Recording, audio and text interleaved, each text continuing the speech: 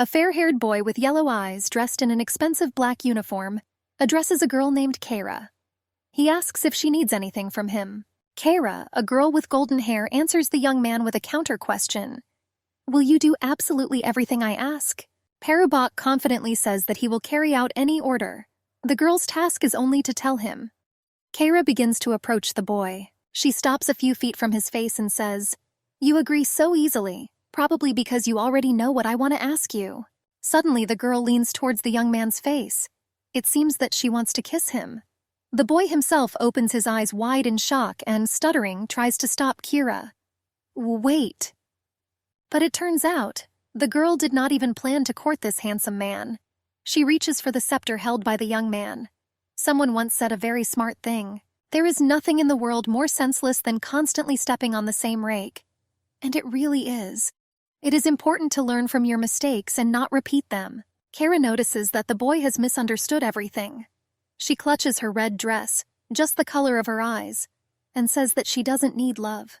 The only thing a girl requires from a young man is a promise that he will never betray her. Kara barely touches the young man's hair with her hand. If he keeps his loyalty, Kara will surely repay him for it. The girl looks carefully into the boy's yellow eyes. She smiles sweetly and says, I will be the perfect bride for you. After these words, the girl touches the chin of the somewhat puzzled young man. This time it will be different.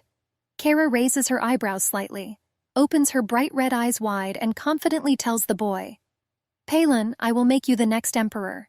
Coronation of the emperor. Kara will always remember this day. Payon, on whose head is the imperial crown, walks merrily with a scepter in his hand. The guy has a great mood.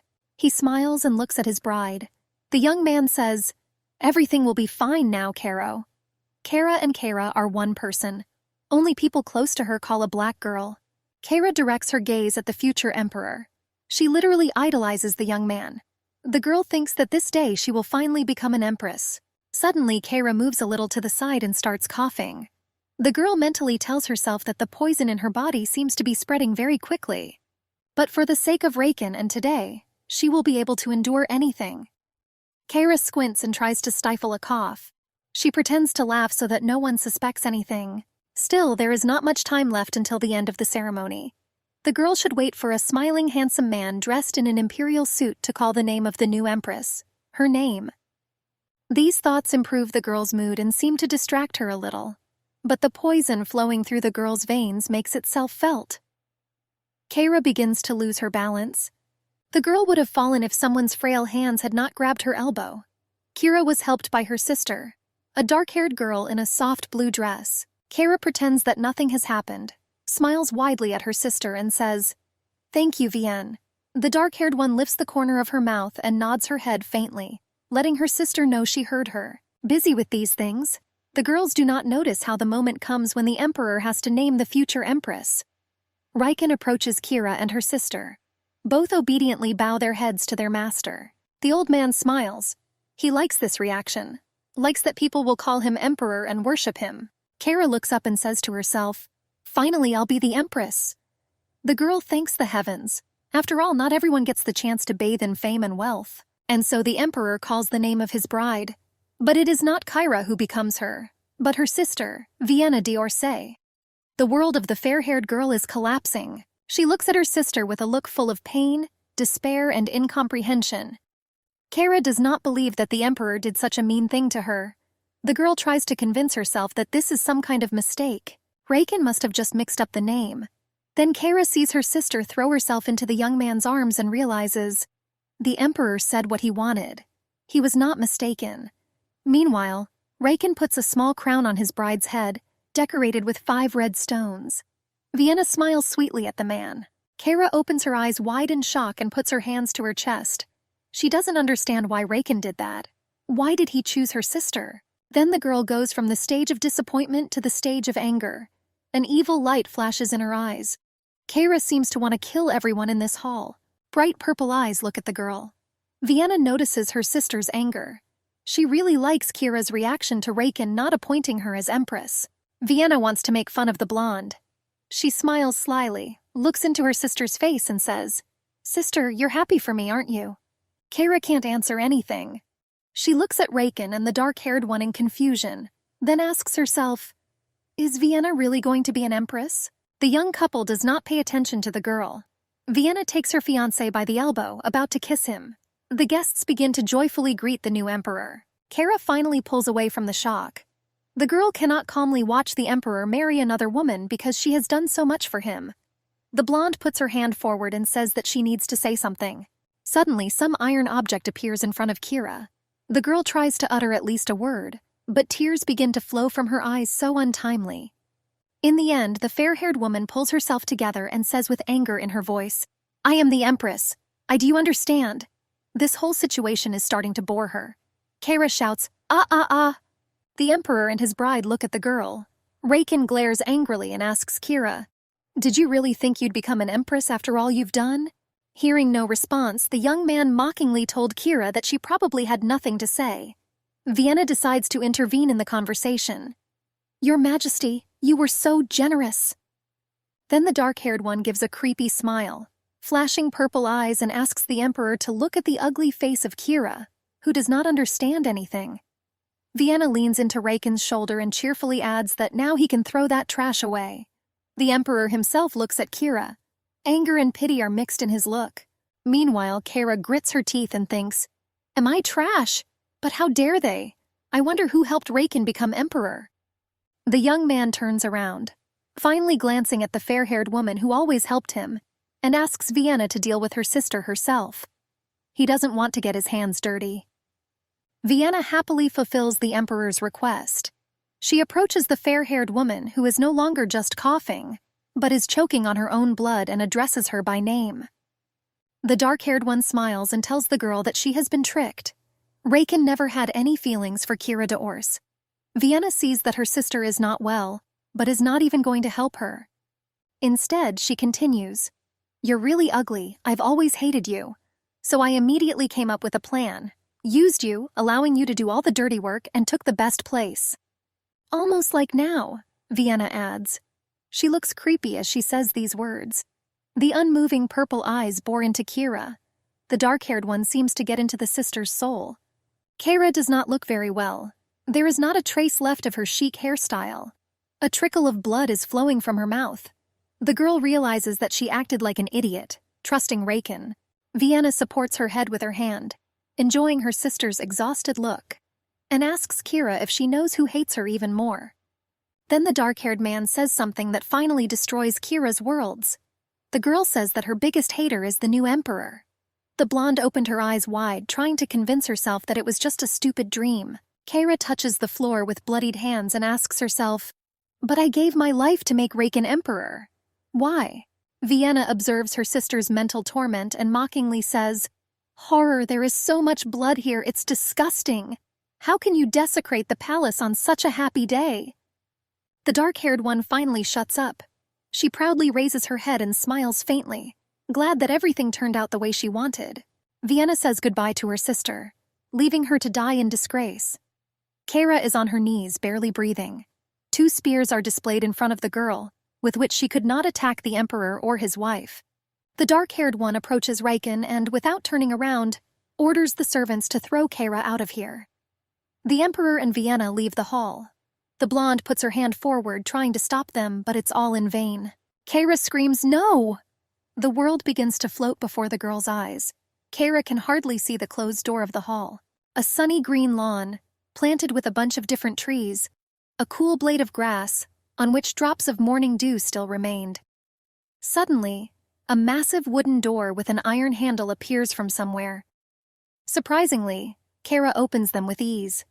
Then the girl steps on the grass with her bare feet. This is a very pleasant feeling. Perhaps all is not lost for Kira. A girl with a beige raincoat draped over her shoulders surveys the area.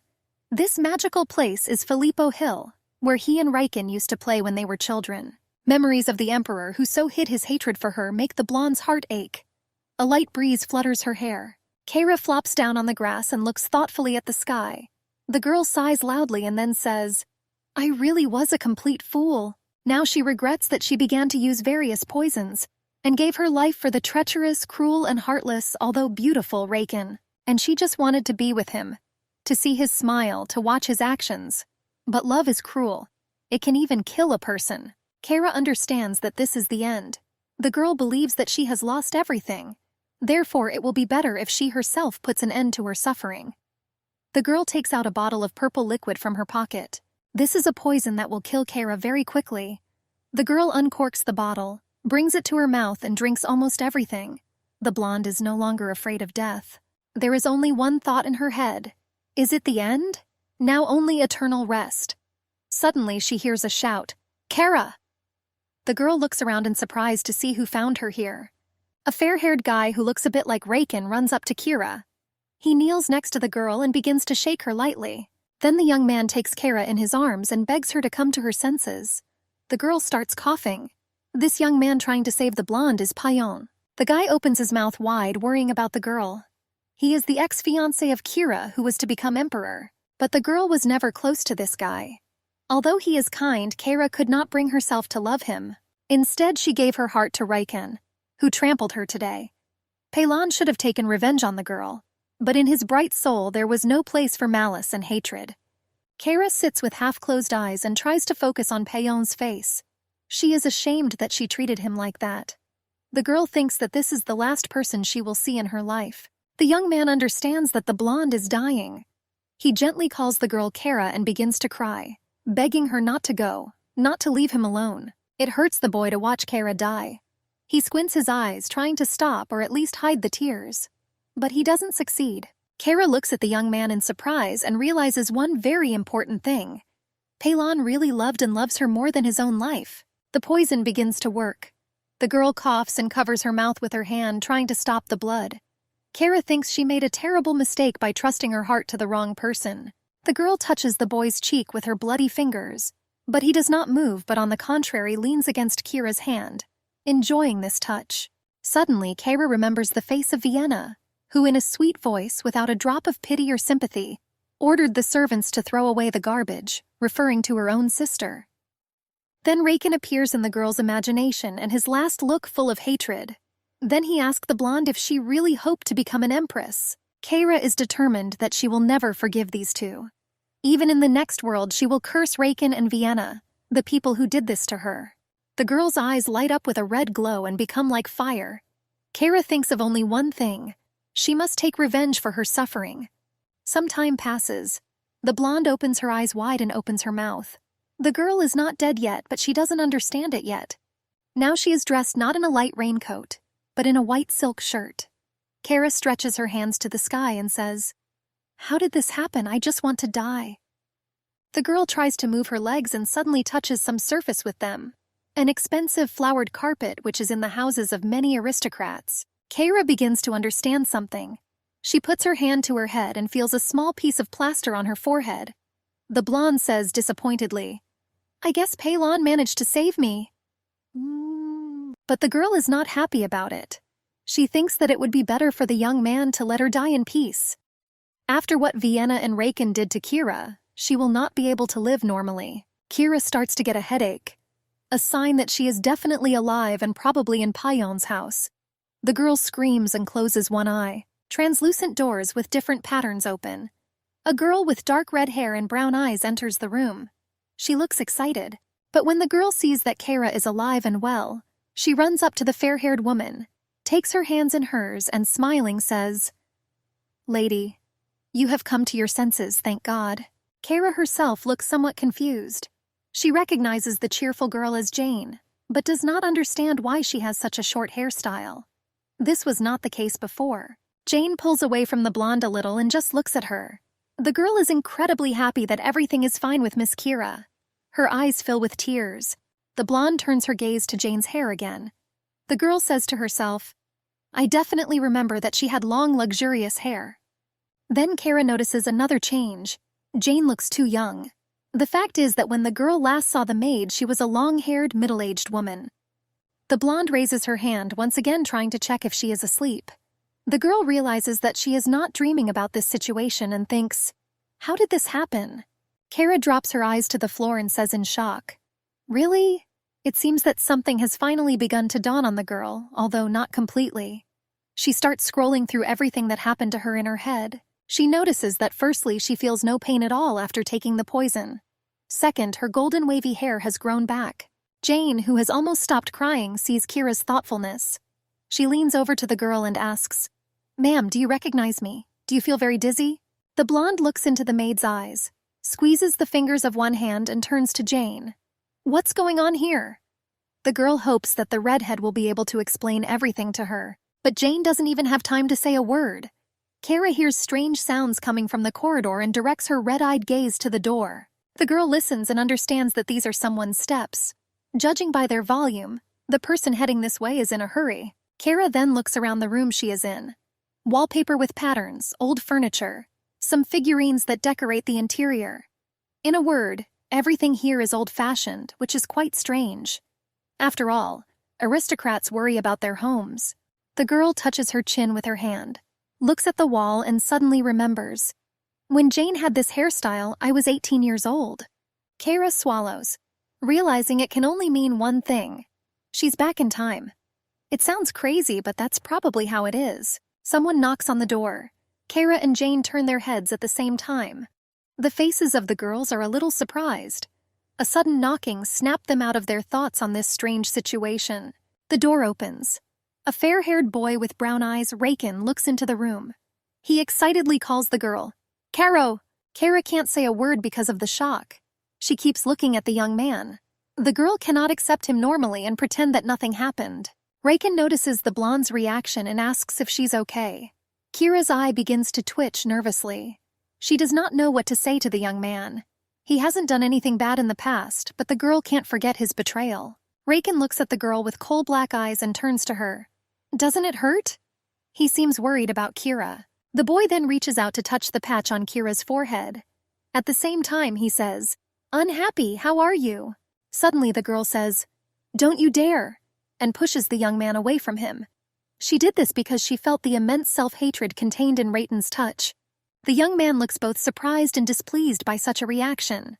He asks the girl what is wrong with her. Jane also does not understand the behavior of her mistress. Kara looks seriously at Ratan, letting the barmaid know that she is not to be touched. The girl will no longer allow him to use her. Now everything will be different.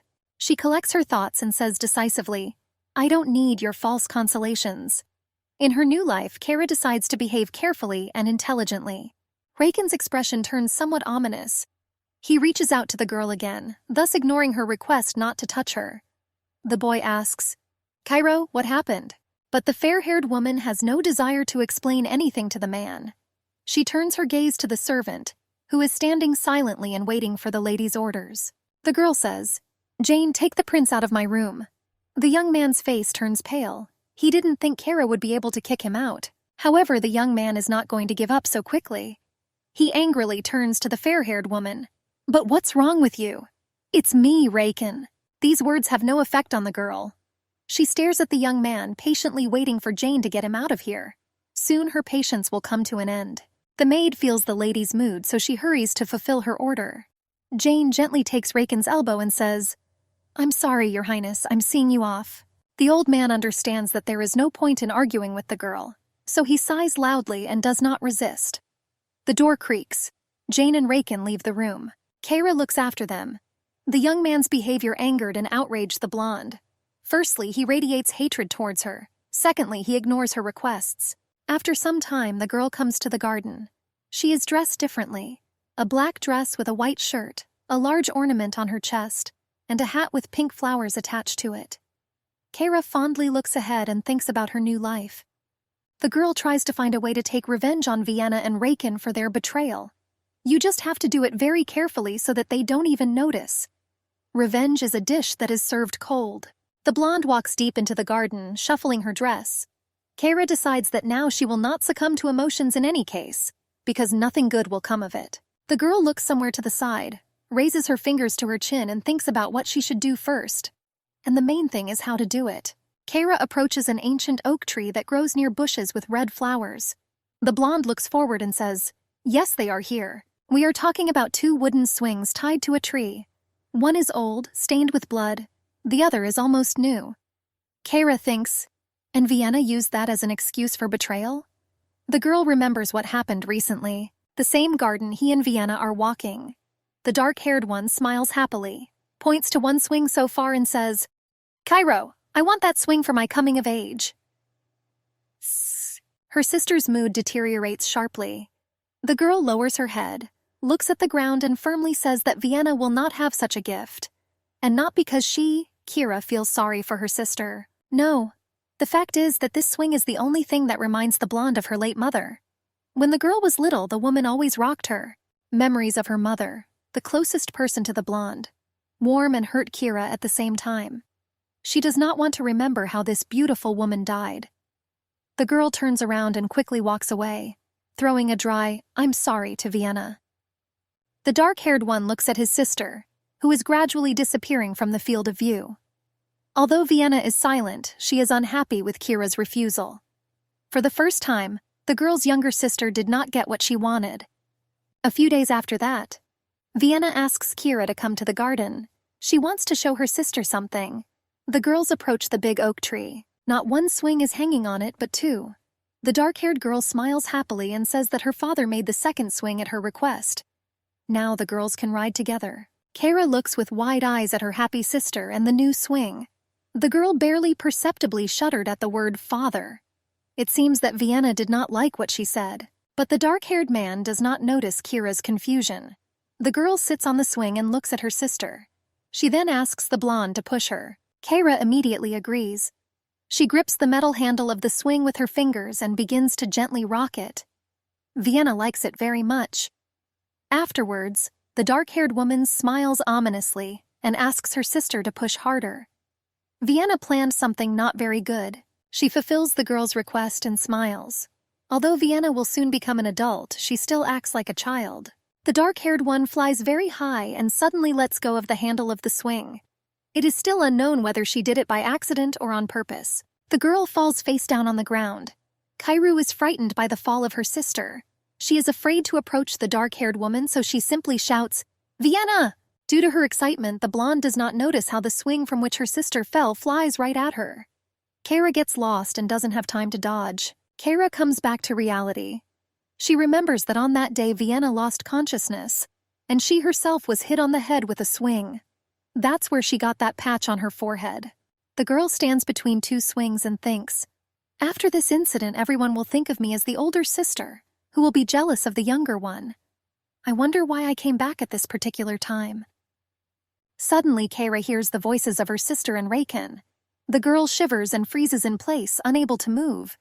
The young man asks Vienna, "So you fell off the swing?" The blonde finally gets her bearings and hides behind an oak so that the vile pair of traitors, for whom nothing is sacred, will not notice her. Vienna, it turns out, is just a great actress. She looks down and shyly, with tears in her eyes, says, "Yes, I am so ashamed." The dark-haired woman adds that she doesn't understand why her sister pushed her so hard. But the girl is pretending, because she herself asked Kara to swing harder. The blonde herself, watching this spectacle, is surprised at the closeness of these two. Reiken raises his eyebrows at Vienna's words. The girl sees this and says, "You must be surprised. I also did not know that my sister could be so cruel." The boy grunts softly, raises a finger to his lips and asks, "Cruel?" He doesn't seem to like Vienna's comments about the blonde. The girl blushes a little and hurries to correct herself so that the young man does not think something bad about her. Vienna says she didn't mean anything like that. She simply did not expect such an act from Kira. Then Vienna takes the guy by the elbow, trying to flirt with him in this way, and says, "Let's stop talking about the sister and talk about something else." Kara watches her sister and Reiken with wide eyes. The girl wonders how she did not notice Vienna's attitude towards the young man before. The blonde is about to leave when she suddenly hears Vienna's voice. Dark hair tells Reiken that her sister is acting strange because she hasn't fully recovered from being hit on the head with a swing. Vienna then sweetly puts her index finger to her cheek and says, Maybe because she's ashamed of what she did to me?" The girl smiles at the boy and tells him not to worry about it. According to the dark-haired girl, Kara, despite her complex character, is very grateful to the prince for his attention. The young man politely smiles and says, "Thank you for your kind words, Miss Tran." He calls Vienna that way because the girl does not yet belong to the family of Kira, the family of Ors. After a second, Reiken asks, "Should I call you Miss Orsay already?" After hearing these words, the dark-haired girl quietly laughs and replies that she will be very happy if the young man addresses her like that. Vienna then places her palm in Raken's. The guy likes this gesture. He does not let go of the girl's hand, but instead tells the dark-haired girl that very soon she will come of age. So there's nothing wrong with calling her Miss Orsay instead of Miss Tran. The guy looks ahead and adds that Kara probably won't be against it either. Vienna continues to play its role. She smiles charmingly and shyly at Raken, trying to please him as much as possible. Meanwhile, Kara, who is standing by the tree, clenches her teeth painfully to keep from screaming in rage. The girl is very annoyed by her sister's behavior. She does not understand why she is so attached to the young man. Suddenly, she remembers a recent conversation with Vienna. Then the dark-haired woman, dressed in a simple red dress, tried to prove to Kira that Raken was still the heathen. Standing with her arms crossed, she said to Carrie, "He knows you're engaged and he's still trying to get close to you. Too arrogant. Sister, don't even think about falling in love with him, got it?" Previously, Kara thought that in this way Vienna was just worried about her. But now the blonde realizes that for her sister, who was actively trying to raise her social status, Raken was the best match. And joining the Ors family was supposed to be the first step on the way to that. Kara scrolls through Vienna's words about joining the Ors family in her head, and mentally says, "As you wish." The fair-haired woman's father was a rather influential person. He held some position at the emperor's court and was even able to obtain the status of a marquis. However, the dear sister probably did not know that the decision about who can enter the d'Orsay family can only be made by Kyra, the only heiress trusted by the imperial crown. The girl looks at Raken and Vienna and firmly decides to use all her influence to prevent the vipers from entering her sacred family. Suddenly it starts to rain. Kira's face becomes cute and innocent again. The girl is thinking about two things: the rainy season, which has already begun, and the coming of age of Vienna. House of the Orsay family. The warm sun shines through the large windows. It illuminates a tastefully furnished room, the interior of which is dominated by blue colors. There is a large fireplace near the wall, designed more for beauty than for heating the house. A portrait of a certain king hangs above it. Kira's voice is heard. "Thank you for coming, second prince." Pelan is standing in the doorway of the room. He tells the girl that he heard she was in trouble and apologizes for not being able to come until now. The young man also asks the blonde about her well-being. Kara called the boy to talk. The fact is that the yellow-eyed serious fellow is the son of the previous empress and the first prince in line for the throne. Although it sounds cruel, Kira only needs him so that she can protect herself and her family. The girl has no tender feelings for the prince. Around this time, rumors spread that Pelan's engagement to Kira would be broken off. The young man, hearing about this, did not even manage to see his bride and discuss everything with her personally. It didn't happen because he doesn't care about Kara. No, most likely, he thought that because of her close relationship with Raken, she was the one who initiated the break-off of the engagement. But now, in a new life, the girl's goal is to change their relationship. She wants to stop the stupid rumors and make Emperor not treacherous Raken, but empathetic and kind Payon. Finally, Kara dares to get down to business. She turns to the young man. "Your Highness, lately there have been rumors about our breakup, but I don't want that at all." The guy is a little lost. He did not expect that the conversation would turn to their engagement. A second later, Pelan replies to the girl that he stands in solidarity with her and is sure that his father does not want a breakup. He looks at Kira with yellow eyes and says that he will try to stop the rumors using his power, wealth, and influence. Suddenly, the young man takes out a bottle of clear, glowing liquid from his uniform pocket and hands it to Carrie. The girl has never seen such a thing before, so she asks the boy what it is. Palin puts the bottle in the fair-haired woman's hand and answers that this liquid is holy water that will help Kira's wounds to heal faster. The girl wonders, "Can I really use her? It is only for members of the royal family." A faint blush appears on the boy's cheeks. The old man tells the fair-haired woman that this water is for her, and if she needs it, he will gladly bring more, because he does not feel sorry for his bride. Kara shuddered at these words. Raken had never said anything like that to her. In their relationship, she always gave, and Pelan got rare healing water for her. The blonde resists a little more, but in the end accepts the gift. She clutches the bottle in her hands like the most valuable gift, smiles shyly and says to the young man, "Thank you. I will use it with pleasure." Although Pelan has done so much for the blonde, She has to turn to him for help. Kara collects her thoughts and says, "Your Highness, to be honest, I have a request. Father and Raken want me to accept Vienna." The young man thinks for a moment and says that taking a girl into the family is quite strange, especially considering the rumors that the Marquis loves Vienna even more than Cairo. That is why the guy concludes that this is not a good idea. The girl raises her eyebrows, sighs sadly, and says, "Unfortunately, I only have the right to refuse her. All other power in the family belongs to my father, and he, as you already know, does not mind Vienna bearing the surname Orsay." Palin understands what the girl is leading to.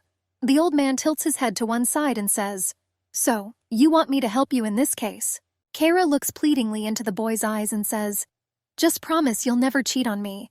Instead, I will become an ideal bride for you." Then the girl leans over to Payon, touches his sharp chin with her fingers, and adds that besides this, she will also make him emperor. A guy is thinking about a proposal to a girl. Of course, he does not mind becoming emperor, but there are more important things. The young man tells Kira that he has another condition. Time passes, evening comes. The sun slowly sinks below the horizon, coloring the clouds in delicate colors, light pink, purple, light orange, and even gold. Kara is sitting in the living room drinking tea from a beautiful patterned porcelain cup. The girl thinks about the condition of Palon. She seems somewhat strange to her. The door of the room suddenly opens. Raken brazenly enters. The boy, whose hair is now loose, turns to the fair-haired woman. "Caro!" The girl smiles brightly and says to the young man, "Are you so fast? Sit down." Raken sinks down on the sofa and replies that he was in a hurry because he was very bored without Kira. He touches the blonde's forehead and asks how her head is. The boy thinks that Kira's rude behavior yesterday was caused by her not feeling well. This time, the girl does not push the young man away, but pretends that she is pleased with his care. Then the fair-haired woman raises the cup to her lips and says to the young man, "I have a request, Raken." It is for this reason that the girl behaves so sweetly with the boy. Raken doesn't answer, but he visibly tenses up. As you can already see, he is not used to doing things for others. The girl notices the boy's reaction but continues. "Vienna's coming of age is coming soon. Kara wants a boy to accompany her sister to this important event." The expression on the young man's face immediately turns gloomy. He grabs a cup of tea with his long fingers and asks the girl unsatisfiedly, "Why me?" Kara smiles and calmly explains to the boy that coming of age only happens once in a lifetime, and there is no point in spending it alone. The blonde also adds that Raken himself knows very well how Vienna is waiting for this holiday. The young man lowers his head, not knowing what to answer. The girl brilliantly argued her request, so simply turning away from the young man is unlikely to work. Kara sees Raken's thoughtfulness and realizes that she only needs a few words to push him. And the blonde finds these words. Is this too unexpected a request? Then the trickster touches Raitan's hand, knowing that he really likes such touches, and casually adds that he still has time to think. Having finished with this, the girl immediately moves on to another question. She tells a puzzled Raken that there have been rumors recently about her engagement to Payon breaking off. The girl asks the young man, "Has he heard about it?" Kara directs a pitying look at the young man and asks him another question. "Raken, if this really happens, will you take me?" The boy looks at the fair-haired girl with wide-eyed shock. He clearly did not expect that a frivolous at first glance girl would worry about this. But the young man decides to try to outwit Kara. He sighs dramatically and barely audibly says, "Ah, that's it." Thus, he wants to make the girl feel guilty for not trusting him. Raken tilts his head to the side and, looking at the blonde, says that he now understands why there has been such a gloomy atmosphere in the palace lately. Kara smiles sweetly at the boy, pretending that she didn't notice anything. But in fact, she immediately bit Raken. The girl knows that with this behavior he is trying to avoid an uncomfortable question. The blonde removes her hand from the boy's hand, depriving him of any support. Raken finds himself trapped.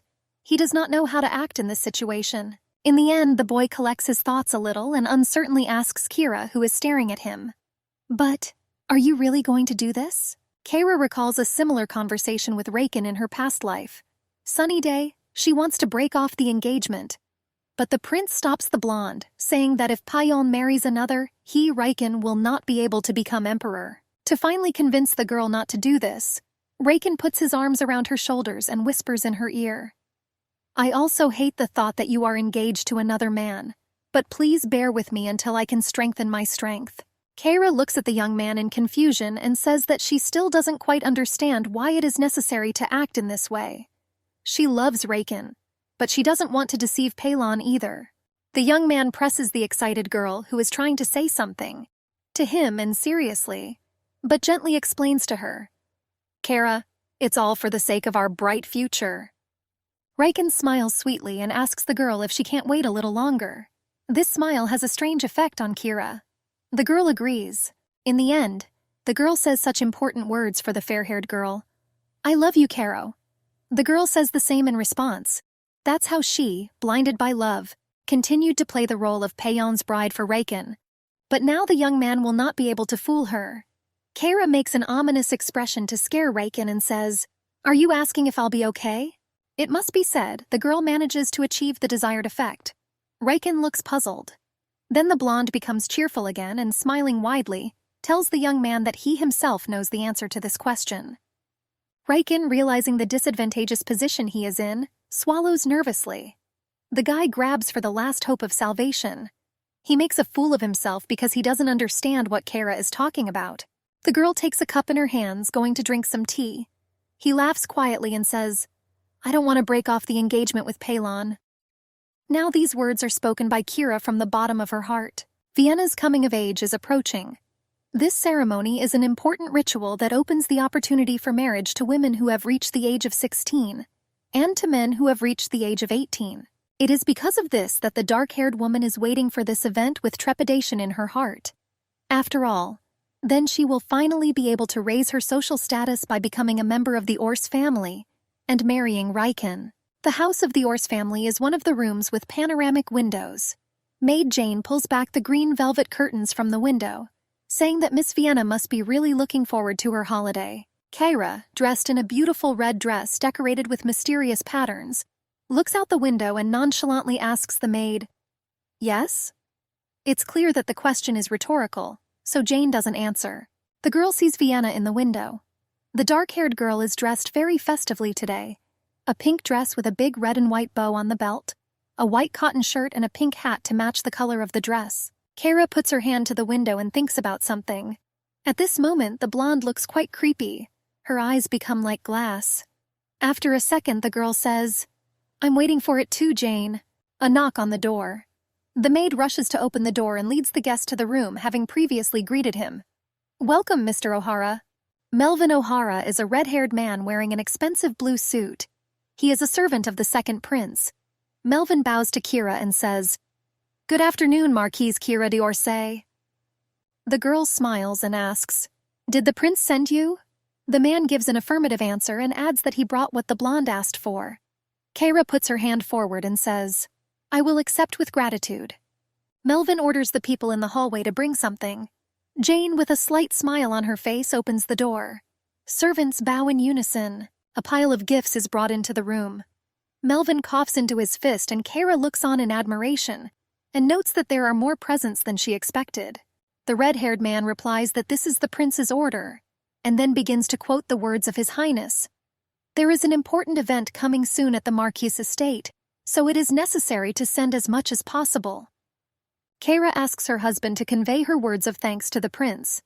Frankly, she is overwhelmed by Peion's generosity. The girl was not used to such displays of attention. Then Melvin hands the girl a silver dish, on which lies an envelope with a red seal. The man says that the prince asked that this letter be delivered separately. Kara asks if she needs to text Peilon something. Red-haired, smiling widely, says, Oh, if you answer this letter, I'm afraid the prince will be so happy that he will give me a golden estate. The blonde opens the letter and reads it carefully. I'm really glad that you're on my side now. Unfortunately, I cannot visit you, so I am sending gifts. I assure you this does not impose any obligations. Always, Peilon.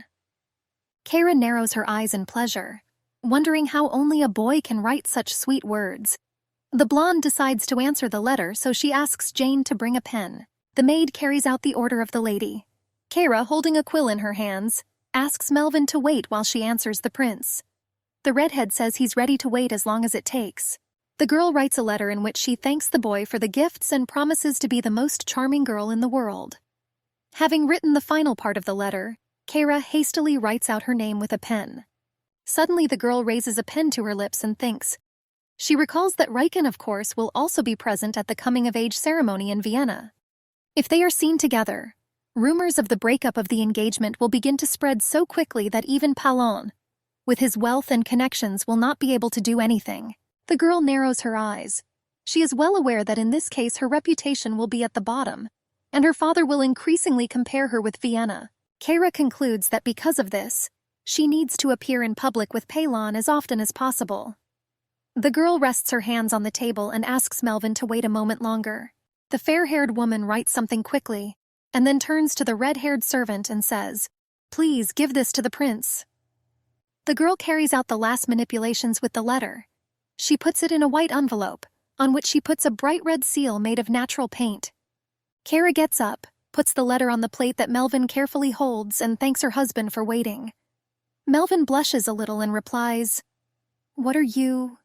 You shouldn't." Kara says goodbye to her husband, saying that they will see each other in 3 days. The redhead leaves the room. The door closes behind him with a characteristic sound. Servants also leave. Kara remains alone. The blonde glances at the neat stack of colorful boxes, gifts from Payon. The girl mentally says that there are really a lot of them. The blonde then recalls her last meeting with Payon. Then she suffered from a toxic attack. The young man knew about this and decided to help by bringing 8 glasses of holy water. If only Kara knew that then he had deliberately begged this water for her from other members of the royal family after losing his right to the throne. The guy told the girl that she was more important to him than the crown. The blonde regrets that she accepted this gift then, because Palon's words hurt her even more. The girl liked his kindness and self-sacrifice, and at the same time scared her. Kara remembers what the young man said that day, putting his hand to his chest and lowering his head. He proved to the girl that he had lost nothing, that it should have been so from the very beginning. The old man made it clear to the fair-haired that he does not chase after power and riches. Palon only needs Kara, for whose happiness he will do everything possible. The maid pulls the girl out of her thoughts. Jane examines Kira's gifts. Now she is holding a dress in her hands and enthusiastically says, "Oh, lady, look!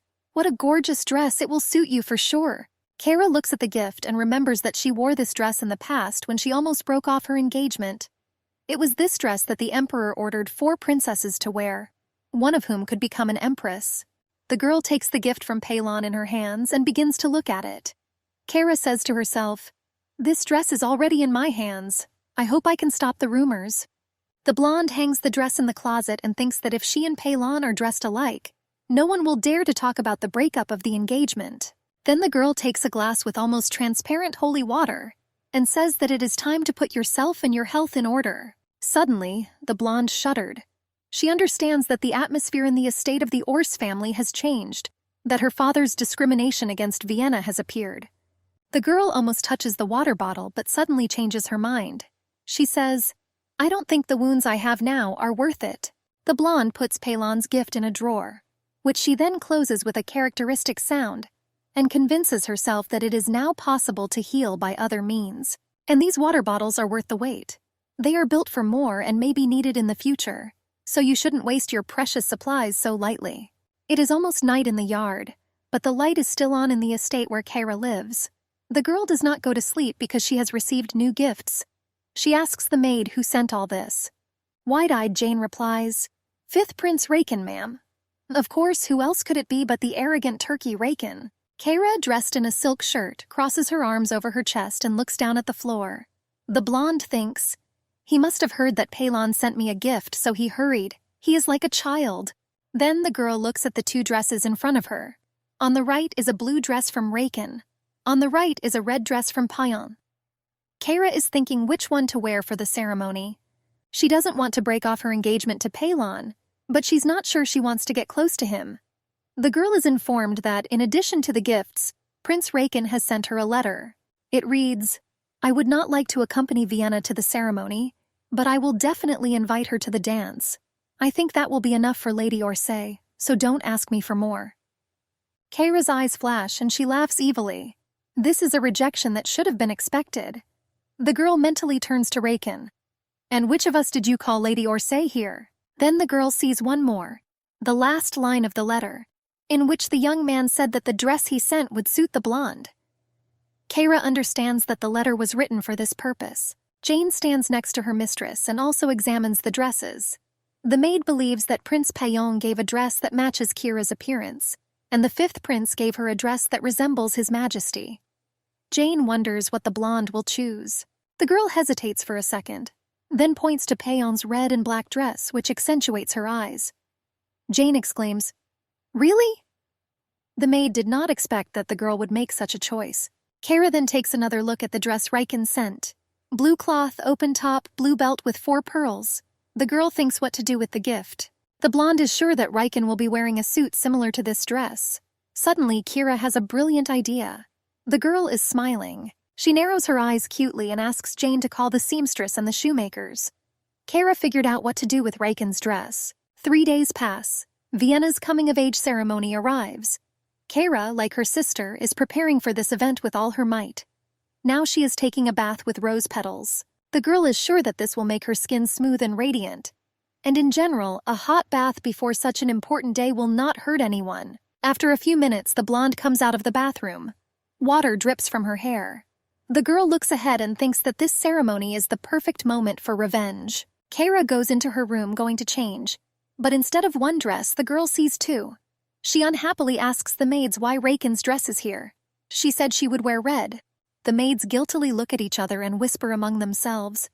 They knew about their lady's wish, but for some reason they did not fulfill it, which is quite strange. Kara looks into the eyes of the girls and realizes that something is wrong here. After a moment, she guesses that the sly fox Riken has influenced the maids, forcing them to prepare the wrong dress. This seems somewhat strange to the girl, because in the past the young man would not have done this. But you can't do anything. Kara is not going to be angry with the maids, because they are not guilty of anything. Instead, the girl decides to wear a different dress. She turns to one of the maids, a brown-haired girl with brown hair, and says that she can begin the preparation. The maid obeys the lady. Kara tilts her head back. A girl's long golden hair needs to be put into a pretty hairstyle. The blonde also asks the maid to hide her wounds.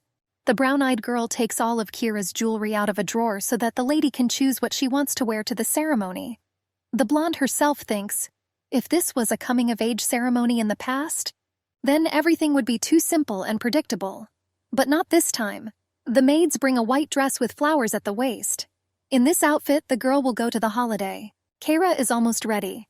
For jewelry, she chose simple but beautiful gold earrings with small pearls. The girl slyly squints her eyes and tells herself that she needs to concentrate, because the start is very soon. Kara looks divine.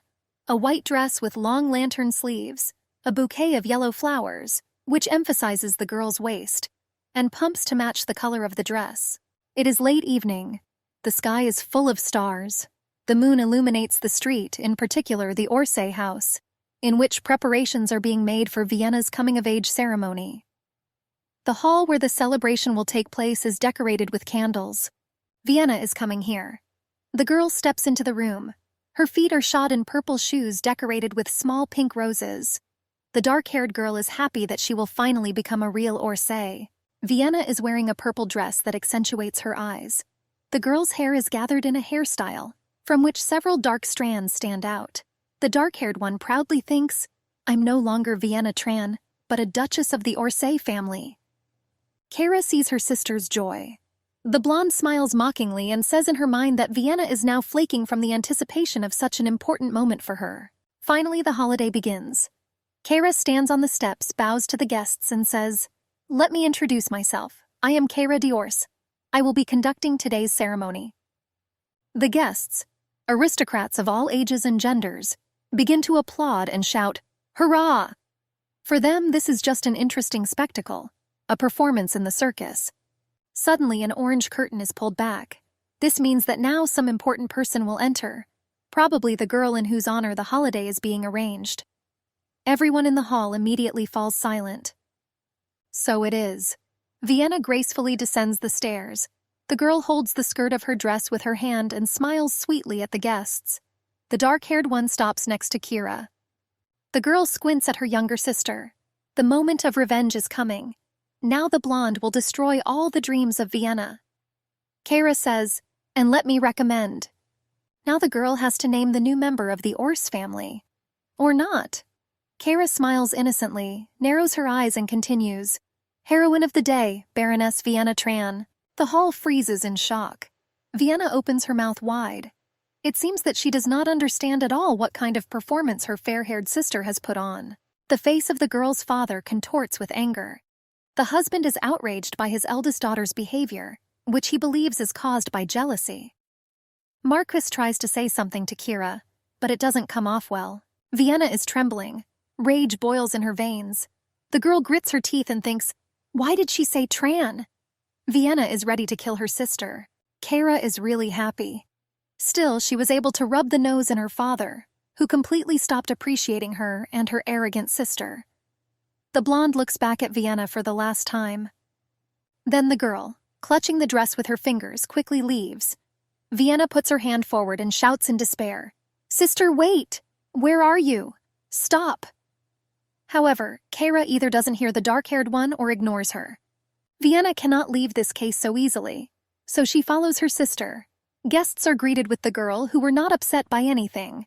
The dark-haired woman, despite the desire to shout at the first best person, smiles. Vienna and Kira's father pushes his way out, trying to stop his daughter. The man is incredibly angry. How dare this insolent girl insult his dear Vienna? Kara disappears behind the door, sighs with relief and smiles slyly. That's all. Now in a new life, this moment is a new beginning, and no one can spoil it. The blonde creaks the door barely audible and enters her room. The girl is satisfied with how everything turned out. Now it's time for fun. 2 faithful maids are already waiting for Kira. The smile never leaves their faces. The girls are very happy for their lady. The blonde asks them if everything is ready.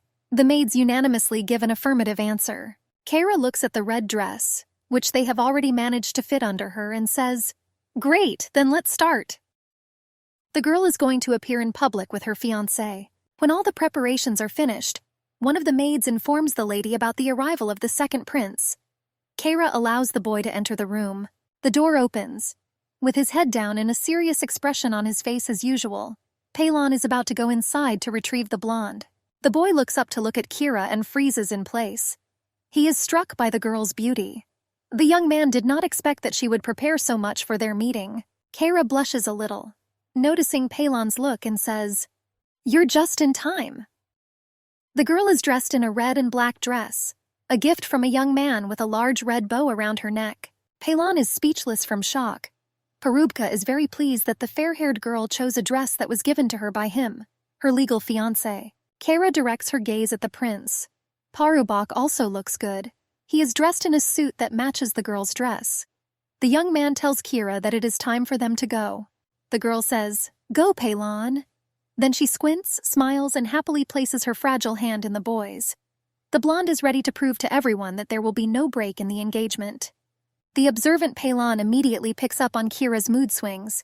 He stops, leans over to his bride, and asks worriedly, Kara, are you okay? The old man gently squeezes the girl's hand and asks to tell if something is wrong. He lets Kira know that he will always help her. The blonde can rely on Payon.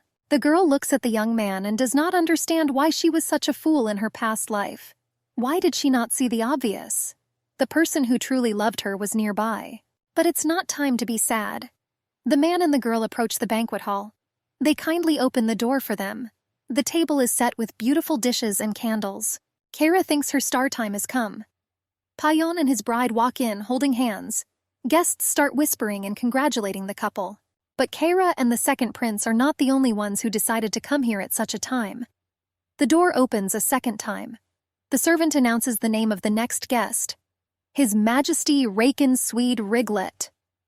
Palon turns his head sharply toward the entrance. Raken, the fifth prince, dressed in a white and blue suit, enters the hall.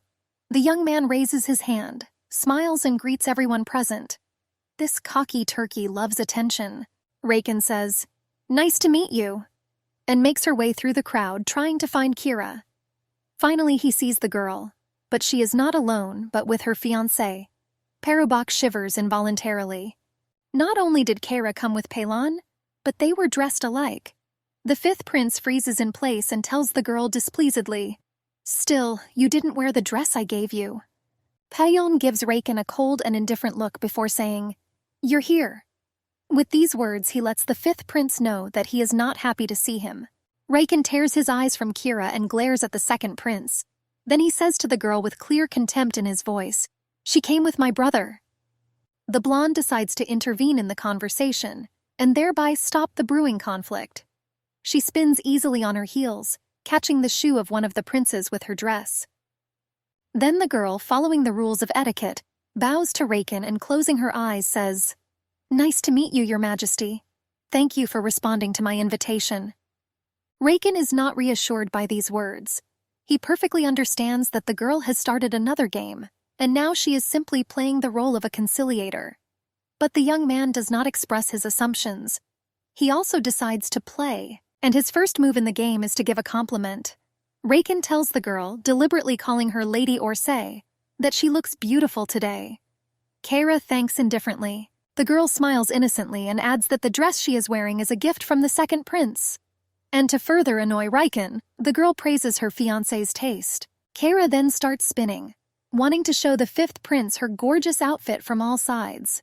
The girl hopes that with her behavior she will be able to push Raken away from her. The blonde turns to face a confused Peilon, who is simply watching all of this, and asks His Highness's opinion of her dress. Kara flashes her eyes playfully, as if asking Peilon to play along with her. Also, in this way, the blonde demonstrates her affection for the second prince. Peilon stares back. His eyes are laughing. It seems that the young man understood what was going on, and he likes Kira's idea because he does not mind angering his brother at all. The boy puts on a serious expression again so that Raken doesn't suspect anything and says, "Of course this outfit suits you very well." Meanwhile, the fifth prince is shaking with indignation. Kara politely thanks for the compliment.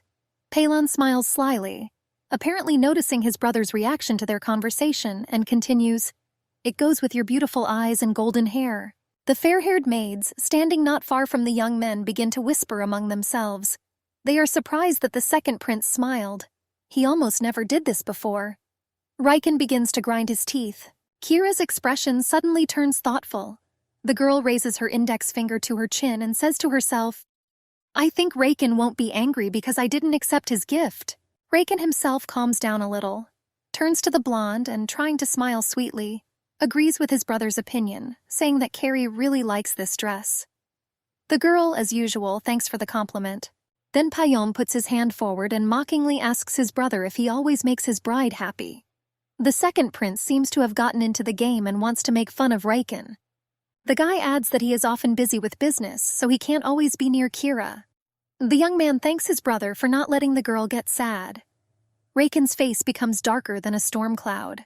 Meanwhile, more and more guests begin to pay attention to this conversation. Women begin to whisper that the rumors of the breakup of the engagement are probably false. After all, the blonde and her fiancé get along well with each other. Peilon notices the behavior of those present in the banquet hall and looks a little guilty at Kira, as if asking if he is doing everything right, or if he is not bending the stick. The blonde immediately responds to the boy's mute question by nodding her head. Kara is even proud of her fiancé at this moment. The young man once again proved to her that he is a reliable person. Suddenly, Peilon freezes in place. His yellow eyes narrow slightly. He recalls a recent correspondence with his beloved bride. Then she wrote a letter that she had 2 requests for him. An ordinary day. Peilon is sitting in his room in a comfortable chair with his legs crossed. He stretches out his hand as if to take something, and asks his servants where the letter from Lady Orsay is. Melvin, the man who gave Kira the gifts from the second prince, gives the letter to his master. The young man opens it and begins to read. Kara politely asks the young man to do something at the ceremony that is about to take place. The first request is a denial of rumors about the breakup of their engagement, and a statement that the reason for the girl's closeness with Raken is only him, Peilon. Suddenly, the second prince snaps back to reality and asks his brother just one question. "By the way, did you agree to my bride's request?" Raken perfectly understands what is being said, but decides to play a fool. He makes a surprised expression and asks, "What request?" Kara looks at the brothers and remembers her second request. The blonde notices that the atmosphere is becoming very tense. The girl decides that it is time to intervene in the conversation again. She looks at Peilon and says innocently, "Yes, I was very worried that Vienna would not be escorted to the ceremony. Fortunately, the fifth prince helped me a lot." It is already clear that Cairo's second request was to persuade Raken to accompany Vienna. Peilon looks at her brother with displeasure, and the blonde is glad that the groom did everything she asked for. Guests continue to whisper behind the backs of young people, but Kairu is not at all embarrassed by this. She tells Raken that he is very kind and kind. The prince says, "Cairo, you." It is unpleasant for the young man that because of the girl he found himself in an awkward position. He clearly wrote in a letter that he would not accompany Vienna. The blonde thinks to herself, "It's so nice to see Raken's confused face." The aristocrats standing near the fifth prince mockingly say that he has a big heart. The girl glares at Raken and realizes that everything is going according to plan. Soon this cruel prince will regret that he was born and dared to insult her, Cairo d'Orsay. Then the blonde turns his gaze to the guests, discussing the strange behavior of the two princes and Lady Orsay. Girls are the elite of this empire. That's why Carrie, although she can't stand gossip, is interested in hearing what they talk about. After all, it is important to know the opinion of one of the members of the imperial aristocracy is a red-haired girl with green eyes, Countess Atrina Insen. Disgruntled, she asks her friend, "Are you saying I lied?" A blue-eyed lady with light brown hair wearing a blue dress replies to Atrina that she must have heard it from her. This lady is Viscountess Milia Novian. The very young pink-haired Countess Ravian Bringle tries to stop the quarrel between the two aristocrats. Kara, watching all this, is convinced that the entire imperial elite really gathered at the banquet. Atrina raises the fan to her lips and tells her friend that she is confident in her words about Payan and Kira. It seems to her that these two are not suitable for each other.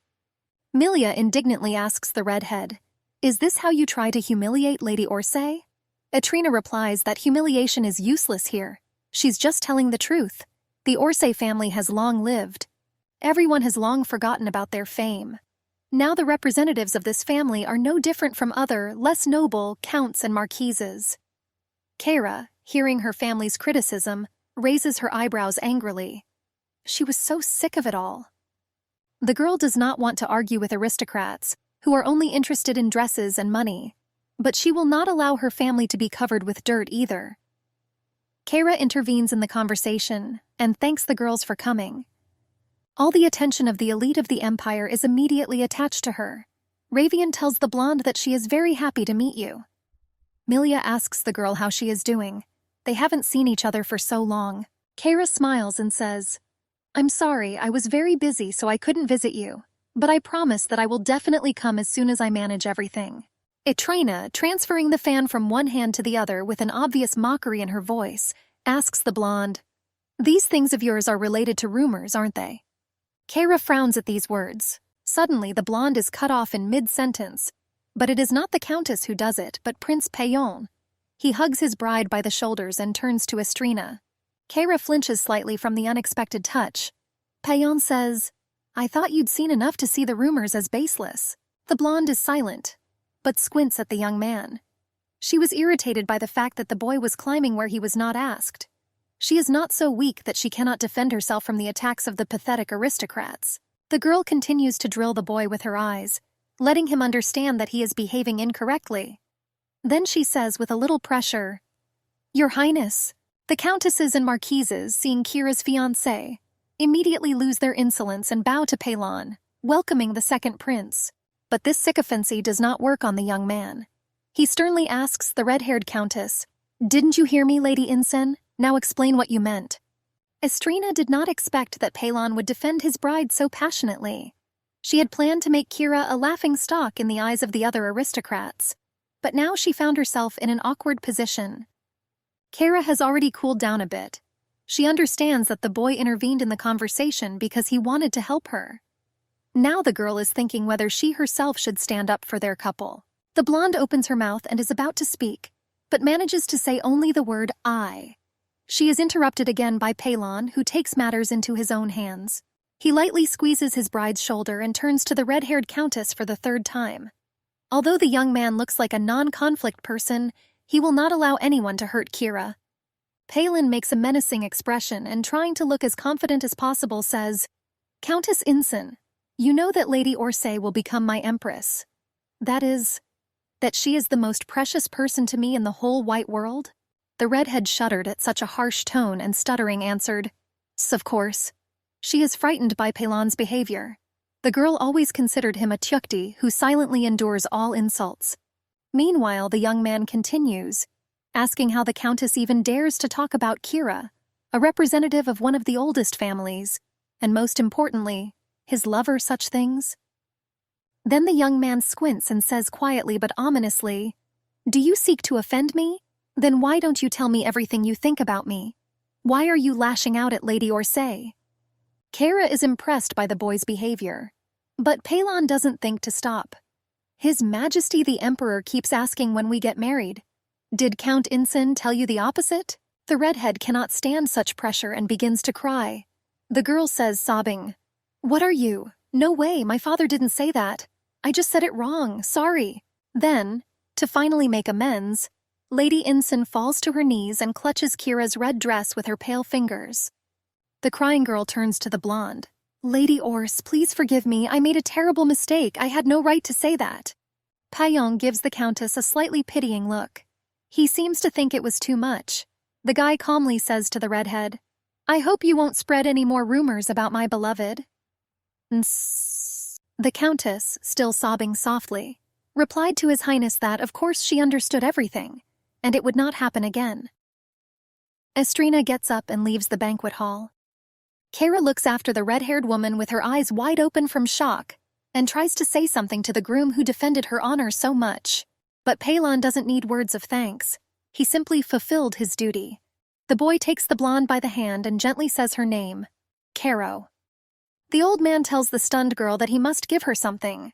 He politely asks if she can give him a minute of her time. Kara agrees and the couple goes out into the courtyard of the estate to hide from prying eyes. It's cold enough outside. Clouds of steam fly out of the fair-haired woman's mouth. Suddenly, the girl is pushed by something white and fluffy. Kara touches her shoulder, turns to Pelon and asks, "What is this?" A young man holding a red satin ribbon in his hand explains to his bride, "In the north they are called silver foxes, but frankly they are white." The guy, blushing barely perceptibly, looks down at the ground and quietly tells the girl that this is a catch from his last hunt. He seems a little shy. Palin gallantly helps Kira put on this cute fur coat, and as if excusing herself, adds that she wanted to give it to her much earlier. But it didn't work out. Carrie really likes the gift and the attention and care of her fiancé. She looks into the young man's yellow eyes and asks his forgiveness for not going hunting with him. Palin smiles and says, "It's okay, you want to go hunting this year? What can I get for you?" The girl confusedly replies that she will like anything. The young man says that then he will present something to his taste. Kara agrees with him but does not listen to him as attentively as before. The blonde looks somewhere to the side. "Pelon," the boy says to Kira. He wants her to call him that. The girl looks at him with undisguised surprise. However, he doesn't seem to notice. He gently pronounces the name of the bride-to-be. Kara touched the balcony nervously. She, of course, was not silent against such an appeal. She was simply not ready for such a rapid development of events. Her eyes meet Paillon's. The prince asks what is the reason for her surprise.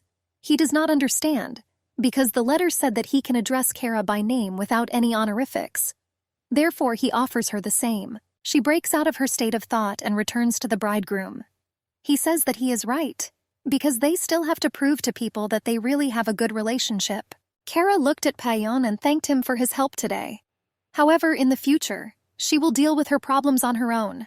But the boy does not agree. After all, he cannot just stand by when his beloved is insulted. The lady silently remarked that she understood his feelings. Only they should be careful with Count Insen now. He supported Count Rakin in his past life. In this, Kara was afraid that the same would happen. Meanwhile, Paillon comes closer to the bride and says that he made a promise to always be by her side. And his words are not empty. She understood.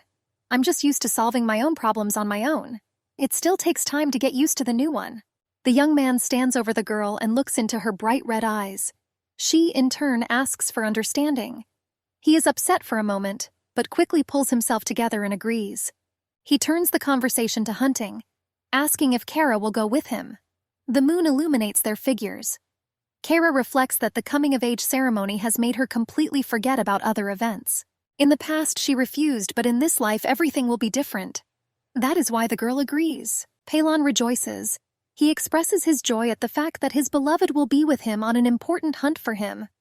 However, suddenly someone called him. The young man turned and asked for forgiveness from the bride. He needs to leave. Kara answers with a smile that there are no problems. There is nothing terrible in this for her. She shifts her gaze to the palace and the hall, and notices to herself that nothing has changed there during their conversation with the prince. Riken approaches her. The girl does not notice him yet. It seems that he has serious intentions. He quietly approaches Kara. His eyes are directed downward. He is thinking about everything that happened. Finally, the lady noticed the presence of the young man.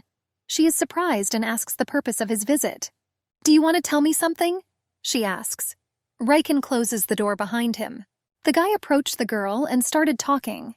He wanted to know what happened to his beloved, why she was behaving like that. After all, he refused to accompany Lady Tran. What then is his fault that he did wrong? Kara calmly replies that there are unpleasant rumors about them. There are too many of them, and she doesn't like it. So let Riken see her. But all these actions are to stop the rumors. She touches the prince's hand and says that she cannot leave it all so easily. Riken was interested in only one thing from her words. About them. That is, she said that there were rumors about them and meant their relationship. He looked at the girl and asked, "You and me?" Kara looks indifferently at the hated young man. Still, she pulls herself together and says that she didn't know if this was the best way, but she dared. And now he hopes that people will stop discussing them if they find out about the love between Riken and Vienna. Her eyes flashed. "It's just a game," he says. This was actually a game a long time ago. Such an answer surprises the boy. He tenses up. However, Kara confirmed everything. He is a prince on a white horse who decided to save the unfortunate baroness from loneliness. Rumors about them spread due to false information about the break-off of Kara's engagement with Payon. The girl touches Riken's hand again. She apologizes for the shocking news. The young man decides that he has understood everything. Kara does it all for him. He began to like this. She smiles sweetly, thanks, and asks him not to forget to dance with his sister today. She, in turn, will be next to Paylon. Riken is surprised that the lady calls his brother by his first name. After all, this speaks of closeness between people, and they cannot have this. At least he thinks so now. Kara laughed. She replied that of course, because they not only do not break off the engagement, they are going to get engaged. Riken was shocked by this turn of events. He was at a loss for words. This was not at all according to plan for him. However, Kara did not seem to notice his condition. She went on to say that once the wedding took place, all the rumors would definitely disappear. But the young man did not understand. What kind of wedding is it about if it was supposed to be his? Kara leaves him in a state of shock and reflection. She has to go. She decides to run when suddenly Riken stops her. He touches the girl's hand. She turned in surprise. The young man exclaimed that they had better stop hiding their feelings. "Be mine, don't marry my brother," Riken begs. He's not going to just let the lady go. She asked if he would take her after breaking up with Payon. So now his answer is yes. Kara, barely restraining her indignation, replies that when she asked him about it, he evaded the answer. He says that he needed time to think. She is the most noble woman in the empire, only she suits him. Kara grits her teeth. Even now he does not hide his intentions to take advantage of her and gain an advantageous position. She closes her eyes. And how before it was possible to rely on this, not to consider his true intentions. Idiot! The girl quickly pulls herself together and opens her eyes, which are already filled with anger. She yanks Rekenova's hand away and exclaims that there are rumors about them. He must listen to her if he doesn't want the worst. Riken tries to calm the lady down. He calls her sweet Kara and asks her not to be sad. He thought about the girl's question for a long time and now he is ready. The young man smiles, touching her hair, but she quickly drops his hand and angrily shouts not to touch her. If someone sees it, there will be more rumors, and besides, she's just disgusted. However, Riken does not give up. He says that he does not care about the opinion of others. He is not going to hide his own feelings. He asks if Kara's nervousness is caused by a different answer, but she says no. He should know the whole truth. She clenches her hand into a fist and says that they are friends, not lovers. It is too late to change anything. She believes that he will find a woman much better than her. But the guy grabs the girl's hand. He does not understand anything, but he is not going to give up so easily. Finally, the truth comes to him. Kara tricked him. The young man's eyes widen. He cannot find the right words. Kara seriously replies that it was in the past. She is going to go. She was not kidding about all this. In the end, she gives up that there is nothing to return. turns to the exit and quickly disappears in the corridor. A maid was already waiting for her there. She said that her sister wanted to talk to her. It's too crowded, so she asks Kira to come to her room. She listens to the maid with interest. She silently thought that this Riken had completely ruined her mood. But the sight of unhappy Vienna definitely cheers him up now. A devious smile spreads across her face. Kira asked where she was. The maid replied that she was also very upset in her room. The girl turned and told the woman to lead her. Something definitely interesting is coming up and Kira likes it. Kira, with a sad face, walks along the empty corridor to her sister's room, guessing that Vienna will pounce on her from the threshold with claims and accusations. And now the girl is already at the door. She grips the thin, curved handle with her fingers as she prepares to go inside and talk to her sister. The door makes an unpleasant creak. Kira hears Vienna's disgruntled voice from the room. "I want something refreshing with ice." The blonde approaches her sister and asks if she was looking for her. The girl is also interested in why Vienna is fighting. Did the maids do something wrong? Kira then turns her gaze to the maids who are standing silently aside with guilty faces and asks them to leave while she talks to her sister. Vienna scowls angrily at the blonde. Two servant girls in white aprons and caps nod obediently, turn and quickly head for the massive door, leaving the two sisters alone. Finally, Vienna can give free rein to emotions. She sharply turns her head in the direction of Kira and shouts, "You should have recommended me as Vienna d'Orsay. Sister, why didn't you do that? And what about the promise to my father that you will allow me to become part of the family?" A different reaction from the dark-haired woman was not to be expected. Kira laughs guiltily and tells her sister that, of course, she is sorry, but there are reasons for this. The fair-haired woman sighs softly and, slyly flashing her red, ruby-like eyes, says that soon her engagement to the second prince will be broken. Vienna opens her mouth in shock. Did Prince Payon say he wanted to break off the engagement? Kira says yes, they were just talking about that today.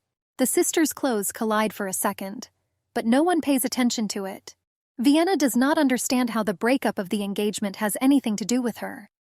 After all, she asked the fair-haired woman why she did not allow her to become Lady Orsay. Kira innocently replies that she didn't think that Vienna didn't know about it. The reason the emperor personally insists on the break is his hatred of the Orsay family. Vienna looks at her sister with wide eyes. Kira's face radiates absolute calm mixed with a slight, barely noticeable sneer. She turns to the dark-haired one. "What are you going to do with our bad reputation?" Suddenly, the blonde acts in a completely unexpected way for Vienna. She gently touches her sister's hand and quietly says, "But it seems to me that the fifth prince feels sympathy for you." Vienna asks in surprise, "Prince?" She can't believe what the person who has every chance of taking the imperial throne likes. If this is true, then in the future, the dark-haired woman may well become his wife. Kira cheerfully replies to her sister that Riken is often interested in her in conversations. "After all, maybe not me, but you will become a princess," adds the blonde, not looking at Vienna, whose behavior immediately changes after these words. Her dark purple eyes begin to shine. A blush appears on her cheeks. The dark-haired one pretends not to understand anything, and asks in an innocent tone how she can become a princess if she has nothing. Kira leans over to her sister and says conspiratorially, "He definitely likes you, so anything is possible." Vienna does not stop playing the role of a naive fool and stammers, "How?" The blonde sits on her sister's bed and begins the story. The girl talks about her close relationship with the fifth prince, but for the sake of her beloved Vienna, she is ready to cut short this communication. Kira looks at the floor and tearfully says that she will try not to see Riken so often. For this, Vienna should be next to him instead of her. The blonde shakes her sister's hand. Of course, due to the fact that Vienna is a baroness, certain difficulties may arise. Few people can think of anything. But who knows what our life will be like? Today you are a baroness, and tomorrow you may be an empress. Kira gets out of bed, drags her sister with her, and adds that with such a title, the whole world will be at her feet, and every subject will show their respect. Vienna directs a frozen look at the blonde and opens her mouth. Thoughts of unlimited power clouded her mind. Now the girl cannot think clearly and does not even think that Kira is deceiving her. Then the dark-haired woman jumps to her feet and hugs her sister tightly. Vienna happily says that now she understands everything. She thanks the girl for her concern. The dark-haired girl leans into her sister's chest and says, "Cairo, you are so kind. Thank you, sister." Vienna smiles slyly and dreams of becoming an empress and commanding everyone. Cairo lets her sister go and with warmth in her eyes asks Vienna to believe her. After all, as my father said, they are sisters. No one can stop them. The dark-haired one cheerfully agrees to this. The older sister has prepared something for Vienna and is now asking the servants to bring the gift to the room. The maids bring a gorgeous blue dress with 4 pearls at the waist, the same one Rakin sent to Carrie. The fair-haired one squints at her sister and says, "Here, Vienna, this is for you." She is sure that the girl knows nothing about this dress and has never seen it, so no questions should arise. Kyra then asks the dark-haired man if she likes the gift.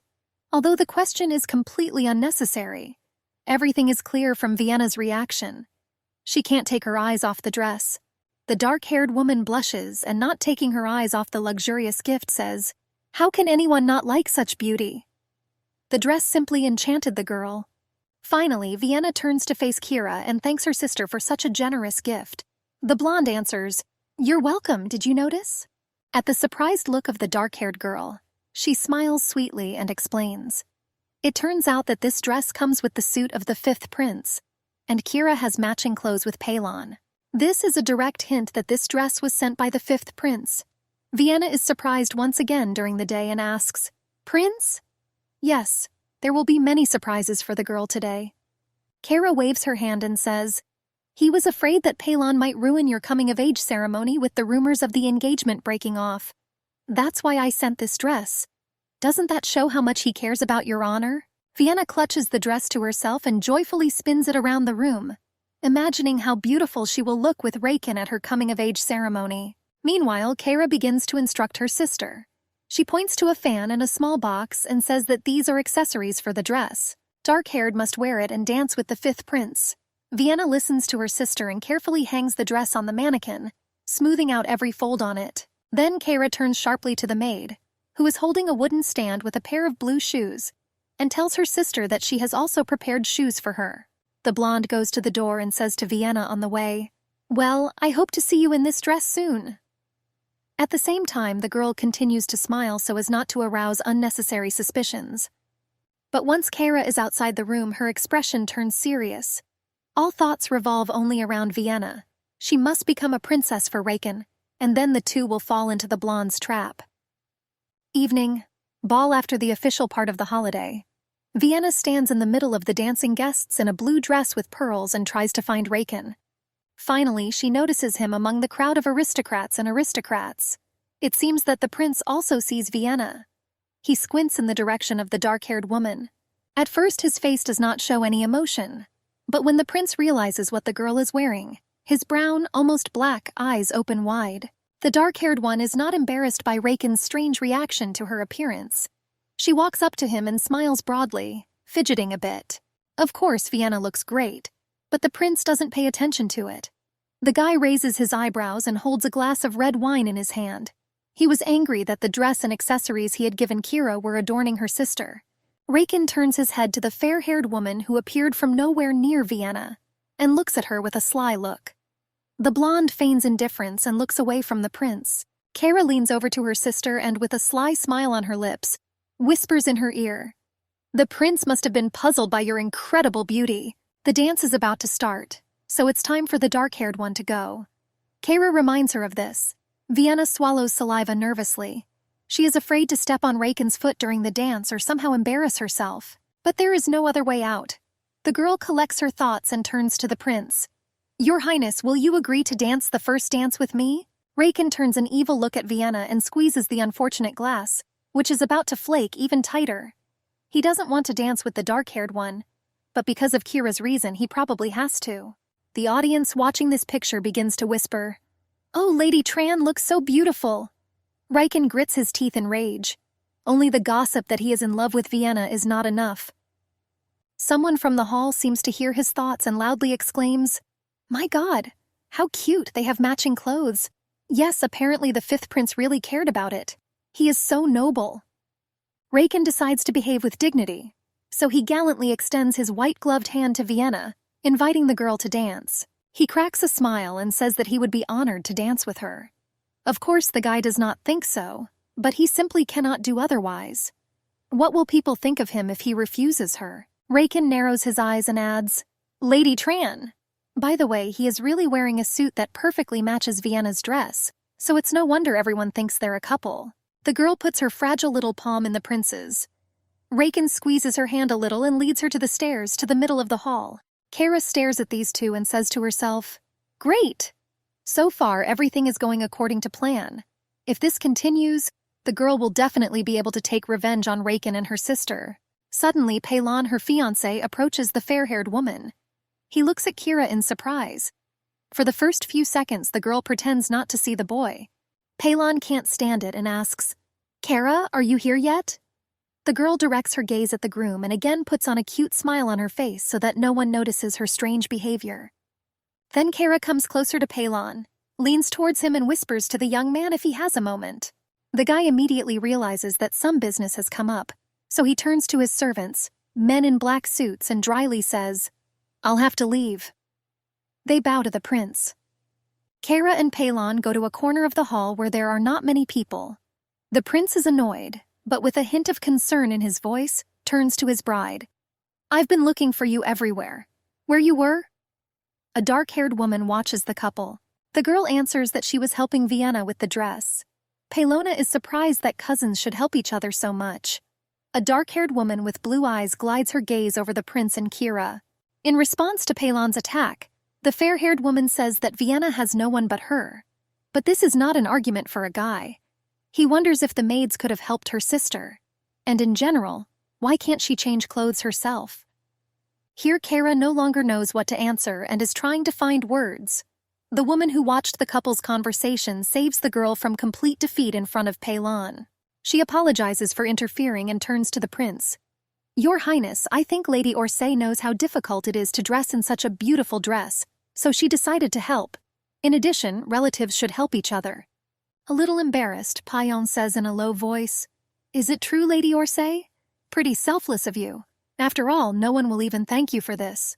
Kara lowers her eyes to the floor and sadly replies that everything is fine. The prince has nothing to worry about. She needs no gratitude. The woman, who intervened in the conversation, taps her fingers on the fan and says that she will cry now. She never thought that there could be such a good relationship between sisters. The prince thanks Countess Harfin. There are so many confusing rules in the world of women. Without the help of this lovely lady, he would not have been able to properly understand such a situation. Yes, that dark-haired, green-eyed woman in the purple dress is Countess Harfin. She was quite a significant person in the aristocratic world. Her sudden disappearance gave birth to a lot of strange rumors. Kara squints at the woman, which is not very decent, and thinks, Vienna kept talking about how much she wanted to be friends with her. The countess laughs quietly, raises the fan to her mouth and says to the prince, What about you? My husband and I have been married for more than 10 years, and he still doesn't know women very well. Paillon thanks the lady a second time and then says that he needed to talk to Lady Orsay about something, so they will leave. The young man turns around and goes somewhere. Kara and the countess look after him. It seems that the blonde is in no hurry to catch up with her fiancé. After a second, the girl still decides to follow Peilon, because it is somehow impolite. But at last she must say something to the countess. The blonde shuddered and turned to face the woman. Then she gives her hand with a smile and thanks her. Thanks to Countess Harfin's explanation, His Highness was able to better understand Kira. The woman waves it off and says that she is only happy to help. But these are not all the words of the countess. The woman squints and says, Besides, I'm glad that you and I finally met. We didn't have the opportunity before. Kara asks in confusion, Me? Why are you? The girl mentally notes that because she changed the past, now the future is also changing. But it's only to her advantage. Kara concentrates looking somewhere to the side and thinks about everything. There are many people behind Countess Harfin. This is a great opportunity. A woman and a girl approach a table where guests leave empty wine glasses. The Countess tells Kira that His Majesty the Emperor asked if she could give her eldest daughter to the imperial family. He offered the woman to marry the young Lady Harfin to the second prince. The Countess waves her fan and says that she was surprised by such an offer at the time. Kara herself is shocked by the words of the Countess. It is hard to believe that the Emperor wants to marry the Harfin girl to Paillon, her fiancé. The Countess covers her face with a fan and says, "But my eldest daughter is not pretty enough for that." The woman also expresses gratitude to the blonde for being with the second prince. Kara looks confused. She doesn't understand anything. Why did the Countess want to meet her? The woman sees Kira's reaction, raises a finger to her sharp chin and decides to speak directly. It turns out that the Countess chose the side of the blonde to protect her daughter. The girl freezes in place, never lowering her outstretched hand. She is shocked that the Countess knows about everything and supports her. Kara decides to ask again.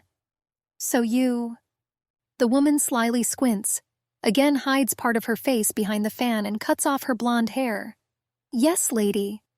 She is glad that the girl understood everything correctly. The Countess looks at Kira with dark green eyes.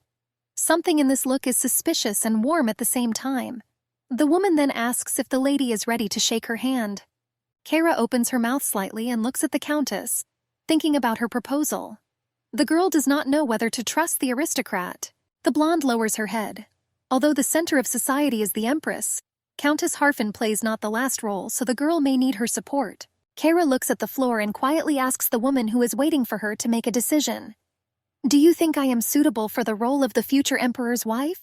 In the end, the girl decides that the Countess will be a powerful ally, so she carefully shakes the woman's pale and thin hand. Now they have to act together. The woman is satisfied with the blonde's answer. She smiles out of the corner of her mouth and tells Kara that in the future she will indeed be able to become a good empress. The blonde smiles back, only slightly wider than the Countess, and thanks the woman sincerely for her support. She is sure that this woman will help her more than once. Harfin relaxes a bit and replies, "I should say thank you. I will soon send an invitation and recommend my people." Center of the hall. Vienna and Raken are still dancing. The dark-haired woman worried in vain about her dancing skills. With her eyes closed, she circles in her partner's arms like a butterfly. Raken, although he did not enjoy the dance, tries not to show it. He politely smiles and slowly lets Vienna go, and he goes back. The dance is over. Vienna holds the dress with her hands and bows to the fifth prince, thanking him for the dance. Raken replies the same to the girl. Kara stares at the couple and thinks, "That's the end of the first dance. It's time to get ready. Soon these traitors, Vienna and Palon, will get what they deserve." The fifth prince and the dark-haired one feel the heavy gaze of the girl and turn their heads in her direction. Vienna looks somewhat displeased at Kira. There is nothing joyous in Raken's gaze either. He just stares at the blonde who forced him to dance with her sister, even though he didn't want to. Kairu is not interested in her sister's feelings. She is more concerned about Raken's behavior. Why is he looking at her like that? That girl does not show her excitement and continues to drill Vienna and the prince with an indifferent, cold look. Suddenly, Raken's expression becomes gentle. The guy narrows his eyes, smiles sweetly but insincerely, takes a few steps towards the fair-haired woman and whispers, "Cairo." Now, for some reason, he does not call her the affectionate Kara, only the dry official Kyra.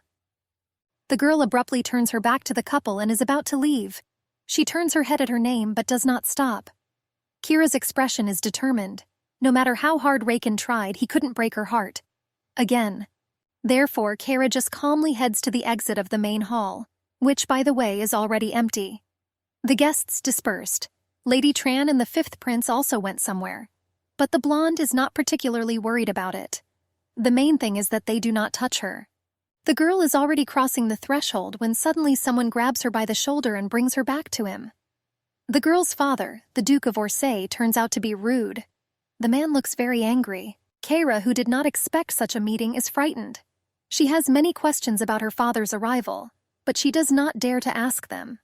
The girl just looks at the man with a pitying look, hoping that he will let her go. Every muscle in the face of the elderly duke is tense. Orsay raises his thick eyebrows and in an angry tone orders his daughter to go with him. The blonde finally manages to break free from his father's tight grip. She takes a step away from him, lowers her head and says that she cannot, because His Highness is waiting for her. The Duke calms down a bit, but without softening his tone says, "Then move, I need to discuss something with you." Now Kara starts to get angry. The girl doesn't like being talked to like that, but for now she holds back. For a few more seconds, the blonde remains silent to anger the father, who completely forgot about his eldest daughter from the moment Vienna appeared in their house. Then the girl answers briefly, "Okay." Kara rustles in a red velvet dress, a gift from her beloved fiancé, and follows her father, who is already rushing down the hall. The girl purses her lips and squints somewhere to the side. She does not like all this very much. The blonde thinks that her father called her to scold her, and so the girl goes out into the corridor illuminated only by the moonlight and looks ahead, trying to see the Duke of Orsay in the darkness. Very soon she manages to see a person. But this is not the girl's father, but someone else. Kira's heart rate quickens as she asks in a shaky voice, "Who is it?" A person whose face is shrouded in darkness looks quite ominous. The only thing that can be understood is a tall young man or a man with long hair. He stands in front of the blonde and does not move. A second later he says a single word, "Cairo." It is clear from the voice that the mysterious stranger is Raken. His eyes burn with an evil fire. The girl begins to carefully lean back. She knows from bitter experience what the fifth prince can do when he is angry. Kara asks the boy where Vienna is, wanting to distract him a little. Meanwhile, the girl turns her back to Raken, standing not far from him. Lady d'Orsay's dress touches the floor and almost touches the prince's patent shoes. Raken angrily asks, "Why are you setting me up with her?" He is already annoyed by this situation. The young man does not understand why Kara is setting him up like that. The prince notices that the blonde does not listen to him and does what any decent man would never do. He grabs Kira's hand with force and shouts, "I have no feelings for your sister." Kara finally looks at the young man. Her gaze radiates sadness. She is a little surprised and regrets that she didn't see before what kind of monster Raken really is. But the boy does not care about the feelings of the fair-haired woman. He continues to hold her hand and menacingly asks, "What did you do with your brother? Where you were?" Kara grimaces in pain and turns to the young man. "But let me go. What's wrong with you?" The girl understands why Raken behaves so aggressively but does not show it. The guy gets even more annoyed and grits his teeth. Not only does the blonde not answer his question, but she also wriggles out of herself as an innocent sheep. That girl is silent. Raken no longer has the strength to hold himself in his hands, and not worrying that anyone can hear him, shouts, "Cairo d'Orsay, answer me!" Suddenly, Pelon, who is looking for his bride, appears from somewhere. The young man calmly turns to his brother. "Raken Swede?" The fifth prince asks who dares to call him that. Pelon grabs the young man's hand, which he used to hold Kira, and turns to face him. The girl stands behind the brothers, unable to utter a word. She herself was shocked by the appearance of Pelon. Meanwhile, the second prince looks into Raken's eyes. His gaze is indifferent, but his eyes flash angrily. It is clear from the boy's behavior. The fifth prince will answer for his behavior. Raken, on the other hand, looks at his brother with a mixture of anger and fear. Payon always gets in his way, and it's annoying. But the young man does not dare to argue with him. Instead, he humbly replies, "Yes, brother." A piece of some red cloth falls to the floor. Payon turns his back on Raken, showing his disdain for him, and coldly asks what's going on here. Raken decides to flirt a little in front of his brother, although it is not clear why, and says, "I apologize." Indeed, he had no right to cling to his bride. Pelon laughs emotionlessly, squints at Kira, and asks her brother who he's apologizing to. The guy feels the insincerity in Raken's words, which is why he behaves the way he does. Then the young man says, "You seem to have been rude to Lady Orsay, don't you think?" Kara slightly purses her lips, but does not interfere in the conversation. The fifth prince closes his eyes and turns to the blonde. "I'm sorry, Cairo. It's because you're trying to set me up with Vienna." After that, Raken sobs, a large tear rolling down his cheek. The young man speaks stutteringly, as if he thought that the girl no longer wanted to see him. It no longer applies to Cairo. She returns, intending to leave the boy alone, before asking him with obvious sarcasm in her voice if this is another game. The blonde's eyes sparkle, but she still accepts the apology, which she briefly informs the fifth prince, who is still trying to move her. That girl is already tired of the beautiful but empty words of Raken, so she begins to walk away and calls her fiancé with her. "Let's go, Pelon." Both brothers are surprised by Kira's abruptness. Raken, who is being held by the other prince's hands, breaks free and begs Cairo not to go and to listen to him. The girl stops, but not to listen to Raken. She turns to her brothers and apologizes to her fiancé for this performance. The blonde adds, looking into Pelon's eyes, that she will try not to create such humiliating situations with Prince Raken again. Then she tilts her head and says she needs to clarify something. The girl is going to talk to the fifth prince and put the dots on the I in their relationship. She turns her gaze to the fifth prince and says firmly, in a tone that does not tolerate objections, "Raken, I remain with Payon as his bride." The young man quietly answers, "Okay." However, his appearance says that he is not going to put up with it. He angrily looks somewhere to the side. Kara waves her golden hair and turns a second time to the opposite end of the corridor. Now she definitely leaves, saying to Raken one last time, "I hope you understand me." Paylon hurries after the blonde. The couple calmly walks along the corridor, the walls of which are decorated with gold. All of a sudden, Raken's voice reaches the young people. "Kara, you're my closest friend, and you have to understand me, right?" The girl slows down and stares tiredly at the floor. She was very tired of Raken's emotional swings. Sometimes he is aggressive and brutal. Sometimes he is poor and unhappy. Paylon sees the change in his bride's mood and perfectly understands what is causing it. The boy clenches his hands into fists in anger. He really wants to hit Raken so that he will finally give the blonde some peace, but the young man decides to wait. Now he should be by Kira's side and support her. Payon takes the first step, which he thinks should help the girl a little. The guy gently puts his hand on her head. Then he gently turns to the fair-haired woman. "Are you sick? You look very tired. If not, of course I will be very glad, but I don't know how I can help you then." For Kira, immersed in her thoughts, such attention turns out to be unexpected. The girl freezes in place, shuddering and with wide-open eyes asks the prince what he said. He raises a finger to his chin and grunts. He is increasingly worried about the girl's condition. Payon suggests, "You're so upset. Maybe it's because you're in pain." Kara looks at the young man in confusion. She is surprised by such excessive care. But Paylon does not stop and continues, "And if not, I don't even know what can improve your mood." Kira's gaze fills with incomprehension. She does not believe that anyone can be so kind. Payon coughs into his fist, awkwardly asks the girl what makes her happy and offers to listen to a joke. The boy says that his servant, a red-haired boy named O'Hara, once told him an interesting story. Paylon wants to share it with the girl and asks for permission. "Once, a girl from the village," begins the young man, until suddenly Kara interrupts him. The girl laughs sweetly and tells the prince that he is very cute. Then she thanks the boy for his concern and assures that everything is fine. Payon directs his gaze to the girl's neck and remains silent. He doesn't know how to react to Kira's behavior. Maybe she just thought about it, or maybe she is hiding something from her fiancé. Who knows?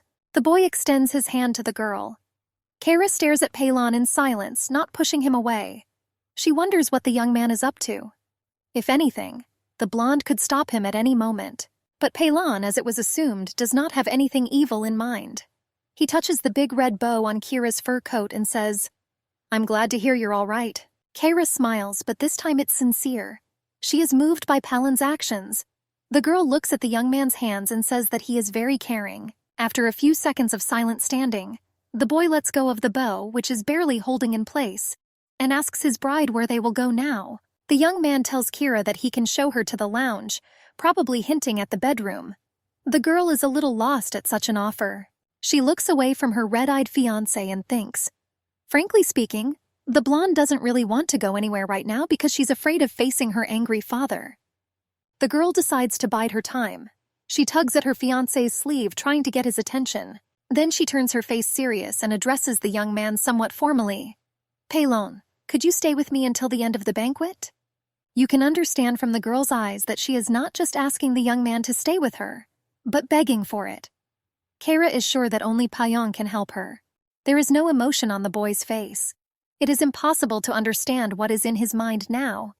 The young man simply answers briefly, "Of course, but if Payon knows how to hide his emotions, the same cannot be said about Mr. O'Hara."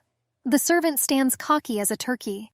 It seems that he is not happy with this turn of events. Kara finally lets go of the boy's sleeve and quietly says, "If you are busy..." The girl does not finish the sentence to the end because everything is already clear. She doesn't want Paylon to get in trouble because of her, but the guy is not going to back down. Firstly, he has already agreed, and secondly, he wants to spend more time with his bride. The young man gently takes the girl's hand in his and says that everything is fine. Mr. O'Hara, standing behind his master, opens his mouth in surprise. Peilon looks a little frayed. Kara asks the young man if she is sure that she will not interfere with him. He firmly replies, "I wouldn't lie to you." The blonde melts at how cute it is. Mr. Ohio quickly runs away, realizing that the couple needs to be alone. Palin notices this and now behaves more relaxed. He leans towards the girl, stopping a few centimeters from her beautiful face, and says, "Shall we go to the banquet hall then?" A few minutes later, the groom and his bride find themselves in an empty banquet hall. It is clear that the holiday has long been over. He is reminded of him only by a single vase with white and red roses standing on the table. But young people will not be able to stay alone here either. The Duke of Orsay stands by the great column. He angrily turns to his daughter. "Kara, you know how long I've been waiting for you here." Paillon sees his girlfriend being yelled at and rushes to protect her. He approaches the Marquis and greets him loudly. He quietly asks Kairu, "Are you still with the second prince?" Of course, the question was rhetorical, because the man himself sees everything. The Duke bows unhappily to Paillon and says, "I beg your pardon, Your Highness, but I have urgent matters to attend to." Finally, he wishes the prince a good evening. At the same time, the Duke's facial expression is angry and a little scared at the same time. He seems to hate Palin, and the prince is well aware of this. But he doesn't care what people who are strangers to him think. The young man glances at his bride's father and says a dry, "Thank you." The Duke turns and walks away. Kira's mood immediately improves. She smiles and says, "How quickly everything was resolved." Paillon notes that the girl avoids her father. But the guy is not going to get into her soul and figure out why, but simply lowers his head and says, "If you still need me, don't be shy and tell me right away. After all, your fiancé is always ready to help." After these words, Peilon opens his eyes wide. The boy realizes what he said now. It sounded very ambiguous, as if some kind of coercion or declaration of love. Kara slyly narrows her eyes and blushes a little. Although her fiancé is cute, she really doesn't like such ambiguous hints and words. But maybe Peilon really doesn't have anything like that in mind. The girl decides not to delve deeper. Instead, she folds her hands together, squints, and says with a smile, "Thank you, Your Highness." Then the girl gets a little emotional and adds, "Thanks to you, I had a wonderful evening." And this is the honest truth. Kara not only got to know her fiancé better, but also got rid of the company of her annoying father, sister, and Reikin. Kara waves her luxurious golden hair. Paillon stands as if hypnotized. He is unable to take his eyes off the girl. The guy fumbles a lot. It is visible not only on his cheeks. The prince's ears and neck also become red. The old man tries to say something, but only "A" comes out of his mouth.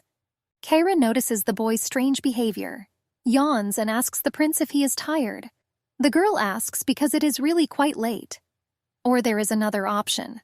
Peilon is simply uncomfortable being alone with his fiancée. But then the boy starts doing strange things. He raises his hand to his face and sniffs it for some reason. Kara anxiously turns to the boy. "Are you sure you're okay?" He, stuttering, answers that everything is fine. The guy looks into the girl's eyes and says that there is no reason to worry.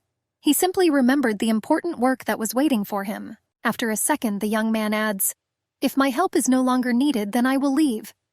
Without waiting for the girl's answer, the young man heads for the exit from the hall, rustling his pants on the floor. Kara looks after her groom. She is not even offended that Peilon did not say goodbye to her properly. He is so busy. But the reason for the sudden escape of the prince is not at work. The boy walks quickly along the corridor, staring at the floor, and thinks that he will have to call a doctor. He puts his hand to his heart and analyzes his condition. "I seem to have a fever and my heart is beating so fast. I don't want any misunderstandings to arise." The prince sees Mr. Ohar on the road. He heard everything the prince said. The servant timidly suggests that Lady Orsay would be glad to hear those words from Paillon. Then the man smiles slyly, closes his eyes, and says, "But I will keep your highness's secret." And he will really do that because it is completely ugly to talk about other people's feelings to the right and to the left. The prince begins to cough into his fist and pretends that he did not hear the servant. O'Hara cheerfully blinks his eyes and advises his master to think, because it was because of Lady Orsay that he became so confused. The blushing prince does not know what to say. Perhaps the servant is indeed right. Such a strange state was caused by communication with a young lady. Deep night, the moon hangs in the sky and illuminates everything on earth with its soft yellowish glow. In particular, the huge estate of the Ors family. Kara is getting ready for bed. Now the girl sits on her bed in a light velvet robe and thinks about how the ceremony went. It seems that everything is fine, but why is my heart so restless? The girl asks herself, raising her hand to her chin. Her heart really beats in her chest. The blonde looks down at her knees and whispers to her late mother. The girl asks if she is doing the right thing now. In the end, Kara can't stand these mental torments and decides to act. After a few minutes, the girl tries to unlock a door on the second floor with a big old key. They lead to a room with Kira's mother's belongings. And only the girl has the key to this secret place. The door is open. The girl enters a beautifully furnished room, upholstered chairs, a beautiful chest of drawers, a luxurious bed, golden candlesticks. Yes, Kara has not been here for a long time. There are so many things, and they are all so close to the blonde's heart. But from everything, she singles out a small teapot with mint-colored patterns and a small but massive box in which the late Duchess's jewelry is stored. The girl takes the box in her hands and opens it. Kara does this with great concentration and caution, lest she break her mother's thing. There are really decorations in the box. Pearl necklaces, various brooches in particular, with fresh flowers, silver wedding rings, small mirrors, and a lot of other things. Kara looks at all this with sad eyes, but is not going to take anything. These ornaments belong to her mother, period. There is one thought in the girl's head. Why did this happen? She does not understand why her mother died. A cheerful woman who, despite her character, loved black dresses. Why is life so cruel and unfair? The blonde closes the box with a characteristic sound, then clutches it to her chest, surrendering to an all-encompassing longing for the dearest person in the world. Suddenly, someone's voice comes from the corridor. Why is it open? Kara lowers the box and tenses up. Who could visit this room? From behind the open door, Vienna looks somewhat displeased. She glares at Kira, not yet able to see her in the darkness, and asks who is here. The blonde hurries to put the box on the table where she took it and turns sharply. Meanwhile, Vienna already understands that there is no thief in the room, but just Kara. She asks the girl why she is here. Kaya lowers her head, closes her eyes, and says, "And you, Vienna." The blonde is annoyed that this traitor is sticking her nose in her business. The dark-haired woman smiles broadly and, noticing something on the chest of drawers, says to her sister, "I just saw that it was open and entered." "What, you can't?" Kara angrily replies, "That's right, you can't enter here." Vienna asked why it is not possible to enter the room. She began to look with a sparkle in her eyes. She wondered what was here, perhaps valuable things. Kara looked tiredly at her sister, but she was annoyed. However, Vienna did not seem to notice the older woman's mood. She already wanted to take something from the room. However, Kara crossed her arms over her chest and forbade her to do so. She explained, "These are her mother's things." But the girl listened indifferently to the words of Lady Orsay. Her eyes caught the chest. She immediately took it and began to examine it. There might have been precious stones, but the chest did not open, no matter how hard Vienna tried. Kara shouted angrily that you can't touch anything in this room. She already talked about it. Vienna looked at her sister with envy and malice in her eyes. Orsay put the chest in its place. She also explained that it opens only if the owner touches it. Such is its peculiarity, and yes, there is definitely something valuable there. For her. Only for her. The girl touched the chest and it opened. A bright glow immediately poured from it. It illuminated the entire rather dark room. The spectacle was gorgeous, and inside there were indeed precious stones of various colors and shapes. Vienna came closer and was surprised at how much beauty there was. It was very exciting for her. She covered her mouth with her hand and looked at the chest. Kara looked indifferently at her sister. But not even a minute had passed. She started asking to be touched at least. And it is even better to take one stone for yourself. It is not so much, but she really wants it. She reached to fill the chest, but Kara quickly stopped her. Meanwhile, someone caught the girl's hand, preventing her from reaching further. "Andrea!" Vienna was surprised. In front of her stood a dark-haired boy with purple eyes. He was looking straight ahead. Vienna's own brother. And indeed the boy was like her, like 2 drops of water. Kara looked at him with interest and thought about something. This young man was faithful only to her until his last breath. He cared a lot about Kira. And now he looked at her worriedly and asked if everything was okay, because she seemed to be upset. She looked sick. Andrea was a very good younger brother. He turned to his own sister and told her that she was in a room that was forbidden to visitors. Therefore, he forced the girl to leave him. Kara turned to Andrea. His eyes flashed for a second. He tore his gaze from the way the younger sister was walking away and turned to the older one. Lady Orsay took his hand and thanked him for his understanding. It was important to her. The boy looked at the gentle touch on his hand. The elder sister said that she was sorry that he had so many problems because of her. She looked into his clear violet eyes, but he instead apologized for his ridiculous behavior. Parabok touched his forehead. A blush appeared on his face. He was a little embarrassed, and it looked cute. But he quickly pulled himself together and finally said that Vienna is not as kind as it seems. The young man turned and said that it was time for him, he would leave. He headed towards the door. Meanwhile, Kara thought about the fact that she now had 2 people on her side. Well, that's very good. She has more chances to win and take revenge on the wrongdoers. The girl thought that now, although it is late, she must do something. Her gaze caught on the chest on the table, which Vienna liked, and the precious colored stones that were scattered on the table next to the chest. Lady Orsay was determined that this time she would definitely not let them down. Her red eyes flashed. But there was something disturbing in my heart. She closed the door to her mother's room and went out into the corridor. It was very dark there, which surprised the girl. Of course, it is already late, but the corridors are constantly lit. The kitchen was also quiet. The girl found it and was surprised. After all, where did everyone go? It's not that late now. Someone should have been inside the palace. A fire was burning in the fireplace, which slowly died down. The wood should have been left there. It was good that there was a stack of prepared sticks nearby. Kara walked in the direction of the fireplace. She decided to take the situation into her own hands and throw in the wood herself, because starting the fire again is a tedious task. The girl approached the fire. She threw up the tree, the fire started. This caught her attention, so she sat and watched the fireplace burn. Suddenly, someone called her. The girl turned and shouted, "Hansen!" Her figure was cast in shadow on the wall by the great burning fire in the fireplace. The kitchen servant looked at Kairu with displeasure, but she replied that she just wanted to help.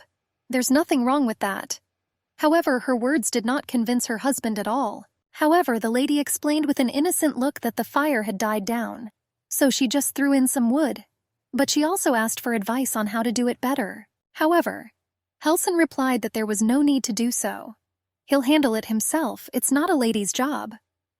However, there was something wrong with his voice and it worried Kira. It seemed that he was very worried in his soul. The girl asked what would happen if the fire went out.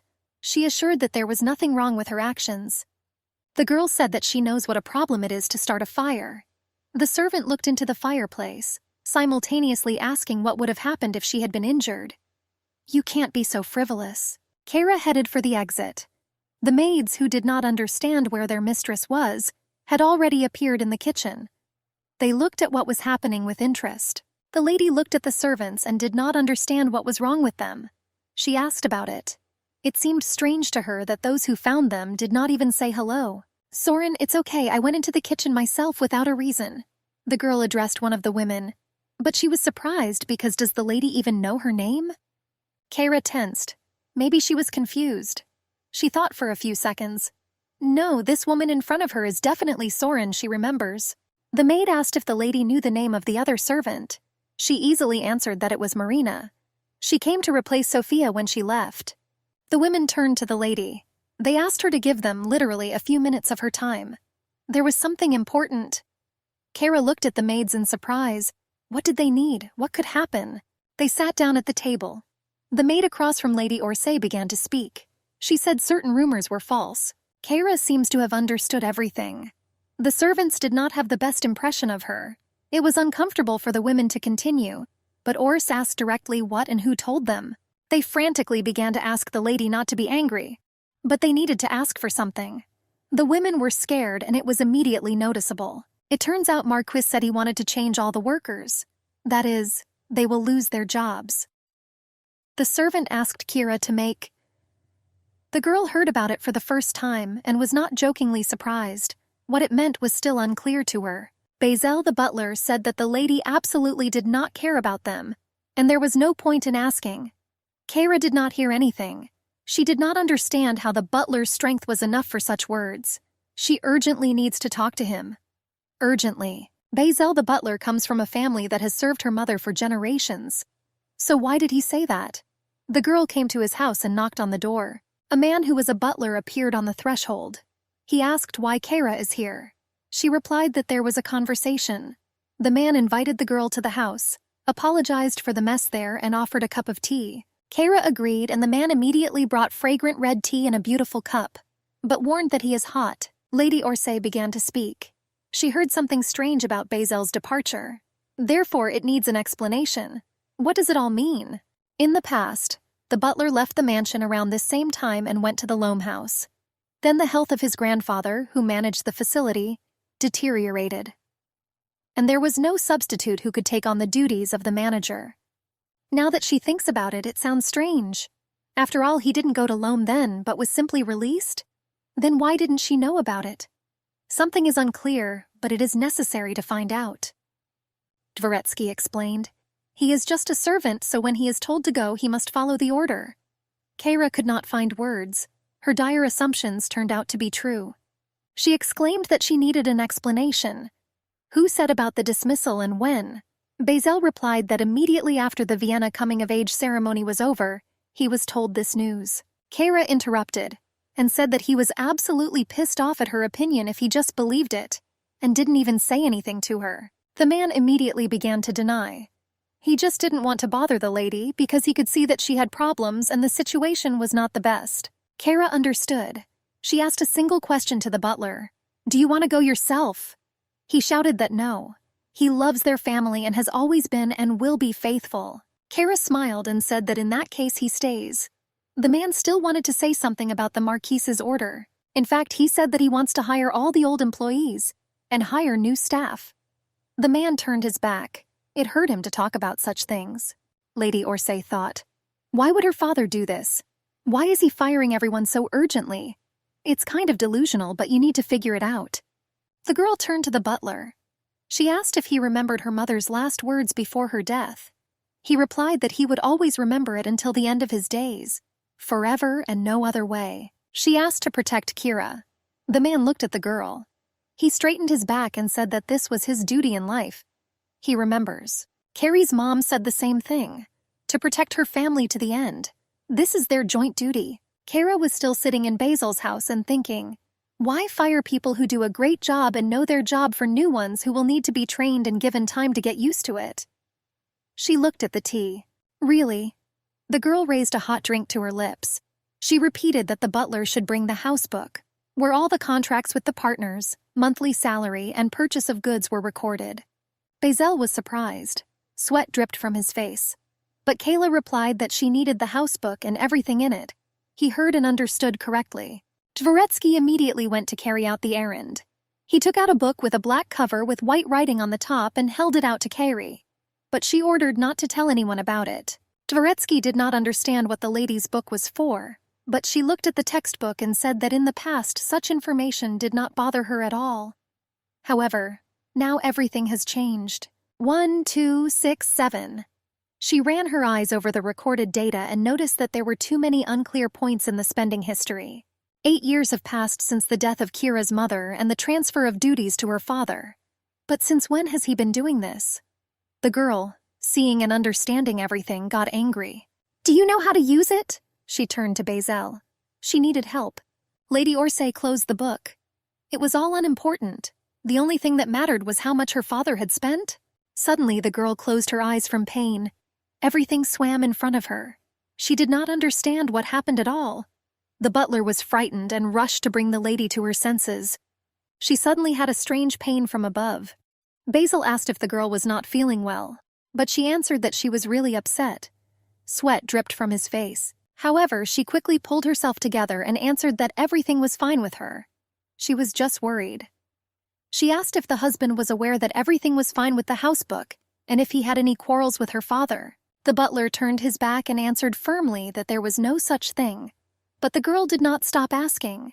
The man must have noticed the expenses of the Marquis, especially those that were not enough, and helped to cover them. But he got angry and said about the dismissal. However, if it wasn't there, while Kara is here, Basil won't go anywhere. She will take everything under her control and change the situation. In addition, she will increase his salary. And it will also improve living conditions, because she saw the emptiness in the house. How can the room of the butler family of Ors look like this? Without necessary household items and even food. The man objected. He said that he had a great life and that he did not complain about anything. But will Kara really take power into her own hands?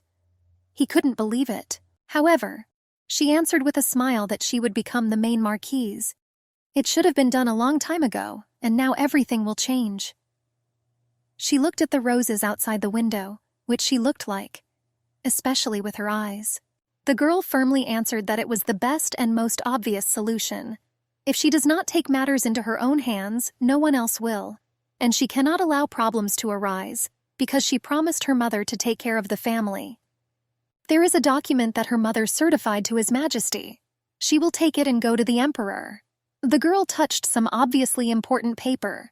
She smiled and said to leave the problems of the mansion to her. She will deal with everything and will not allow the Marquis to destroy the family and fire loyal staff. Kara walked down the corridor. The new maids bowed to her. This indicated that the father had already begun to implement his plan. Well, of course. The girl ordered the maids to clean the room where Vienna's coming-of-age ceremony was held. Quickly. She did not like the new servant at all. And this is not surprising, because the old woman was her friend and knew how, when, where, what to do without additional explanations, Kara thought. She understood that if everything was the way her father wanted it, her life would turn into nothing again, as in her previous life. And then what is the point of everything? This cannot be allowed. Lady Orsay was opening the door and thinking at the same time. She understood that the main problem was how to get to His Majesty the Emperor. After all, it is not as simple as it seemed. Of all the people he knows, only Paillon can ask for help. The girl tiredly touched her head. She did not understand why everything was so difficult and why these tests were for her. She remembered the image of her fiancé. His blonde hair and yellow eyes so often takes advantage of his kindness. After all, this is absolutely wrong, but unfortunately there is no other way out. The girl fell into a chair and decided that she needed to distract herself. These thoughts will one day drive her crazy, and she needs strength for the future. Suddenly a girl entered the room. She asked if her lady was resting, and in her hand she carried a large and incredibly beautiful bouquet of red roses. She said she was very happy because Vienna's coming-of-age ceremony went well. Kara turned around. "Good?" she asked, looking into the girl's eyes. But she smiled. Of course she wanted to ask Jane something. "I almost forgot, but it's good that I remembered. Now I'll ask her that question." On the day she was sent the dress for Raken and Paillon's pre-ceremony, and she chose the latter's outfit. Raken's dress was never tried for some reason, even after her request. Then the maids looked at each other for a long time and could not explain anything. Therefore, Kara thought that they had been bribed, but they said that they were brought by Jane. And this quite surprised the girl because what was she doing it for? It was very strange to hear such a thing from a servant. Also, someone saw Jane talking to Raken. And after that she brought the dress here. Lady Orsay asked the reason for this behavior. Then she did not have time to pay enough attention to this issue. But now, when she finally has time, she needs to find out everything. "Jane, I was told that it was you who brought Raken's dress to my room on the day of the ceremony." "Why?" she asked. Jane immediately turned away. She guiltily said that Prince Raken had asked for it and she couldn't refuse. She is very sorry and asks for forgiveness. The boy said he would not leave her alone if she did not complete the errand. She is sorry that she did it behind Kira's back. The girl at home held a bouquet of roses in her hands. She also added that she simply did not know how to act in that situation. And probably she did it badly. This is already clear to her now. Lady Orsay said she understood and apologized to Jane. However, let her no longer carry out his orders. The girl agreed. After that, Kara asked if she came here on the order of the Emperor. Jane turned and the lady asked if she was sad. After all, it would be strange to hear a negative answer. However, she expected. 2 years ago, when Kira's engagement to Paillon was officially announced, a maid, Jane, was sent to the palace. The girl stood in front of the lady with her head down. She works for their empire, but still belongs to the mansion.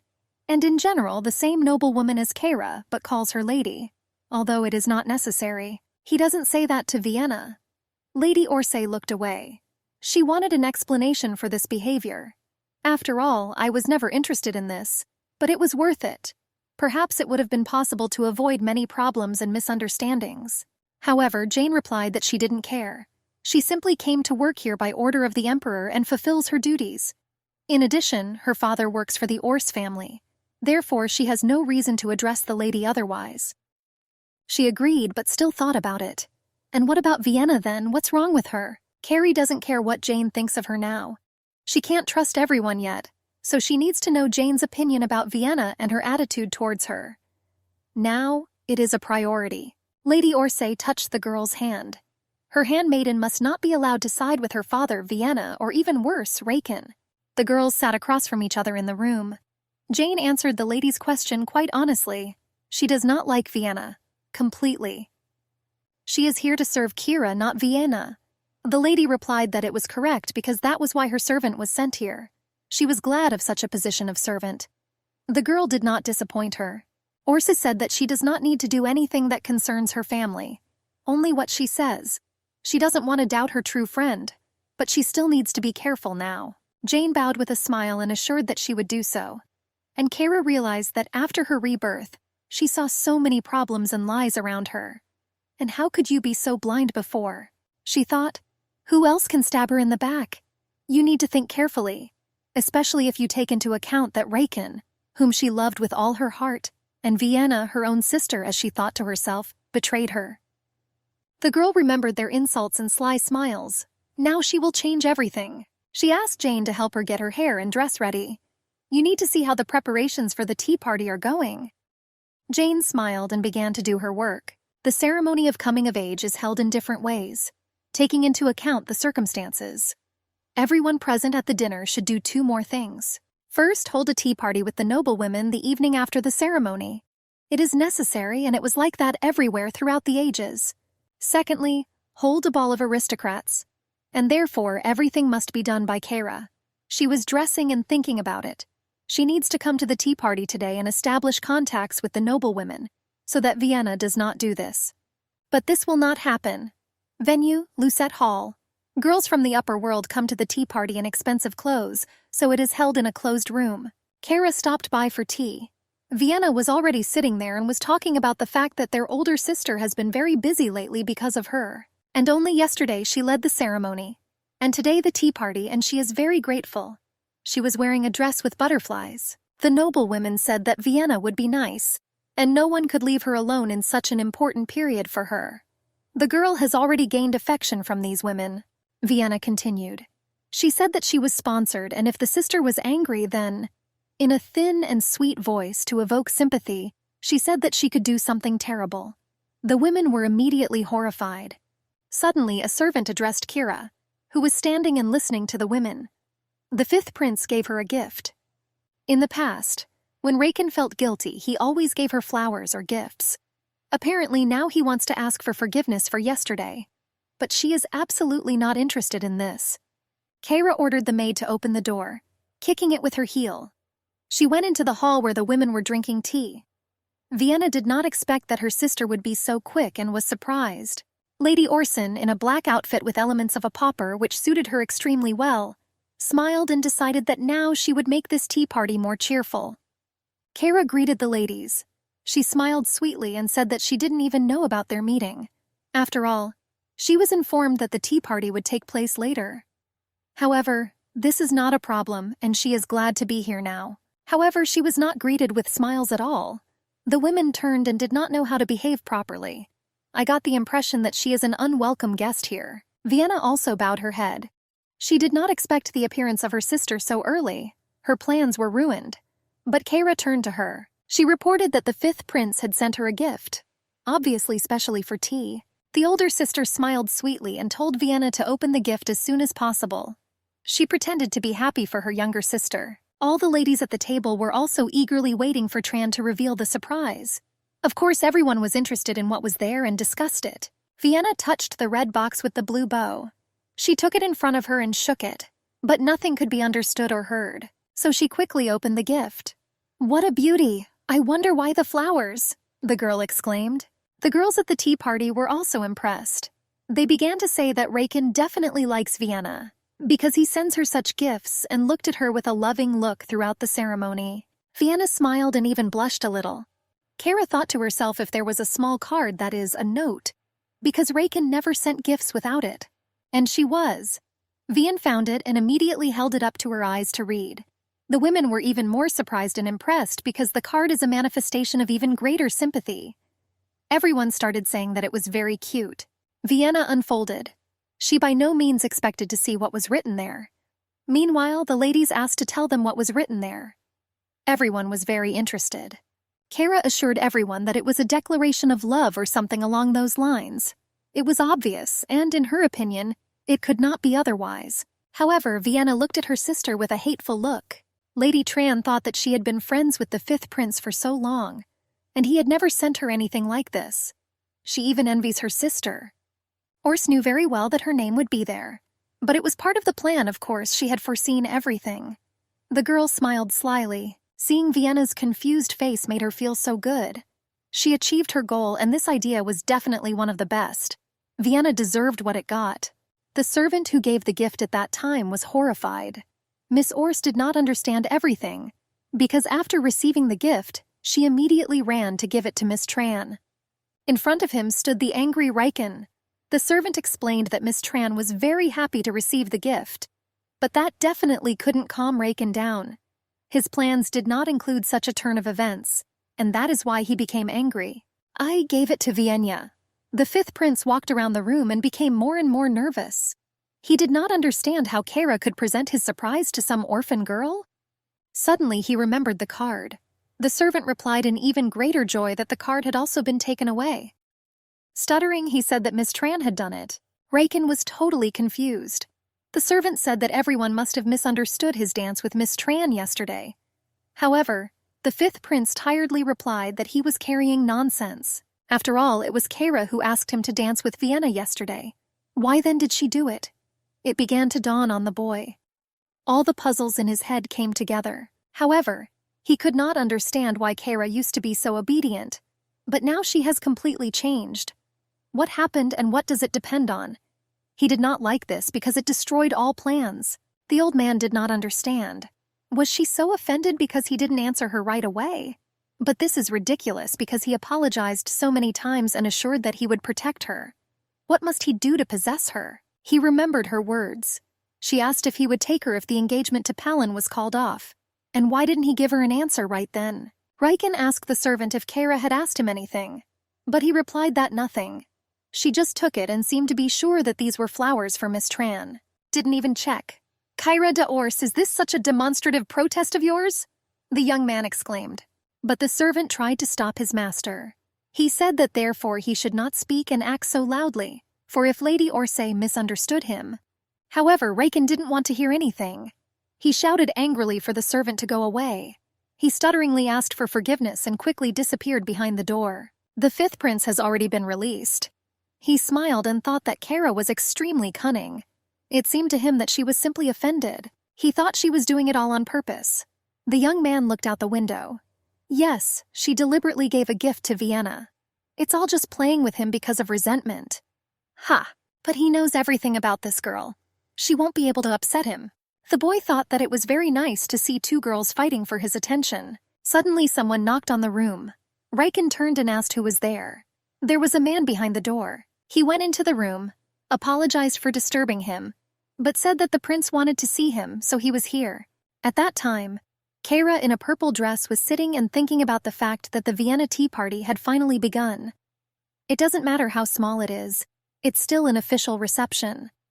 She had been preparing for this since the very morning, and the hall had long been decorated in advance. There was only one problem. She still had a headache. She already thought that it was worth taking medicine because it was difficult to tolerate. The maid Soren appeared before the lady. She asked if everything was okay with her lady. But Kara did not notice the appearance of the girl, so she was very surprised when she opened her eyes and saw Soren in front of her. But the maid explained that she had just come, because now they needed to serve cold snacks on the table. She pointed to the preparations for tea. Kara said that her maid must be very tired because she has been preparing food for them for several days. She was worried about Soren. However, The girl said that she was all right and apologized for the servant's disliking of Lady Auster earlier. They just didn't know what she really was. The girl touched the lady's hand and asked for forgiveness on her knees. She did not even think that this woman was so kind and caring. Kara looked at the girl and thought about the fact that her older brother was a knight, and she herself was once a great swordsman. Now she shows her loyalty with such a gesture. The servant looked into the eyes of her mistress and answered that she would prepare everything for tea. Lady may not worry. But she thanked and thought that it was good that Soren was her servant. After all, it is very important to build good relations with old staff, and not to hire new ones. After the tea party, she will need to talk to the butler. Finally, people started arriving for the tea party. A lot of crews arrived, and one of them was so beautiful that Vienna could not stop admiring it. The girl looked enthusiastically and was proud that she knew the owner of this miracle. It was so wonderful. An incredibly beautiful woman came out of the crew. Lady Auster and Lady Tran greeted her. She was the eldest daughter of Viscount Neuven, a girl from the capital with a large inheritance, and she was very nice. She walked over to Lady Tran and smiled. "Greetings, Lady Tran. You and I never had a chance to talk before, that's right," she said. Vienna, in a luxurious pink dress with blue flowers, said that she was very happy to see Lady Neuven on her holiday, and offered to go inside and show her around. The girls left, and Kara looked intently in their direction. Something strained her in this meeting and conversation. Vienna continued to get to know people already in the middle and welcome them to the banquet. Kara walked into the room and saw that Lady Milia, daughter of Viscount Neuven, and Lady Tran were getting along very well. Will this woman be on the side of the young sister Kira in this life as well? Another woman in a green dress and pink hair entered the hall. Kara wanted to address Milia but had to meet Lady Brunel, but she apologized for being late. She didn't calculate the time for the trip. She was Milia's close friend. The girl smiled sweetly. Kara assured that she arrived just in time and they are very happy to see her here. The girls chatted nicely. It seems they got along. At that time, Brunel did not understand why her friend pretended to be friendly towards Vienna. It was something quite strange. Kara replied that she didn't understand either, because they were seeing each other for the first time. She asked with a smile if Brunel knew anything. However, at that time it was announced that Prince Raken had arrived. Kara looked in that direction. Something interesting was coming. It was very strange that he was not invited. Kara hurried to Vienna. She told about the arrival of the prince here. Lady Auster explained that Thren should come up and say hello to the prince, but she guessed and went to meet him. She stood in front of Raken and was confused even for a second. But then she quickly pulled herself together. She bowed and greeted the fifth prince at the banquet. However, he immediately asked where the girl's older sister was, without even paying attention to the younger one. She stopped. She definitely did not expect such behavior from him. What did he allow himself at their event? However, it was completely indifferent. He only needs Lady Orsay, and in order to gain power. Brunel noticed the fifth prince and turned to Kira. "Oh, the prince is looking for you," she said. However, Lady Auster replied that it was better to leave Raken and Vienna alone, because they were already in love. The pink-haired girl with passion in her eyes asked if her interlocutor meant what she was thinking. Does she want to hide from the prince? Now it will be fun and interesting. A servant came to the girls with glasses of wine. Brunel, without thinking, took one for herself and spilled red wine on her yellow dress. Kara did not expect this at all and did not understand why the lady did it. However, everything was according to plan. She smiled. Here is the excuse. They will go to the toilet because Brunel needs help because she has stained her dress. This will not arouse suspicion and at the same time will allow you to avoid the prince. Room. Lady Brunel speaks to Lady Auster about the nobility of the latter. Her concern for her sister is generally impressive. Even in the manner of the Harfen counts, they only talk about her. Kara was surprised, but Brunel explained everything with a smile. After all, it was Lady Auster who arranged such a wonderful holiday for her sister. Although they met only a year ago, they prepared such a wonderful gift. Countess Harfen tells everyone about Kira's kindness. So she did something for the lady. Her eyes sparkled. Kara waved it off. Nothing needed. She silently noted that Lady Harfen had already begun to act, and it was very good. The pink-haired girl remembered that she had forgotten to ask her interlocutor something else. She lazily reached up and voiced what was bothering her. But first she extended her hand to Kira. But she looked at this gesture and did not understand that he wanted her as a girl. However, she announced that she wanted to be friends with Lady Auster and asked if she agreed to this. The girl smiled sweetly and was a little worried, because she was afraid to hear a refusal. However, Kara was happy and replied that of course it was an honor for her.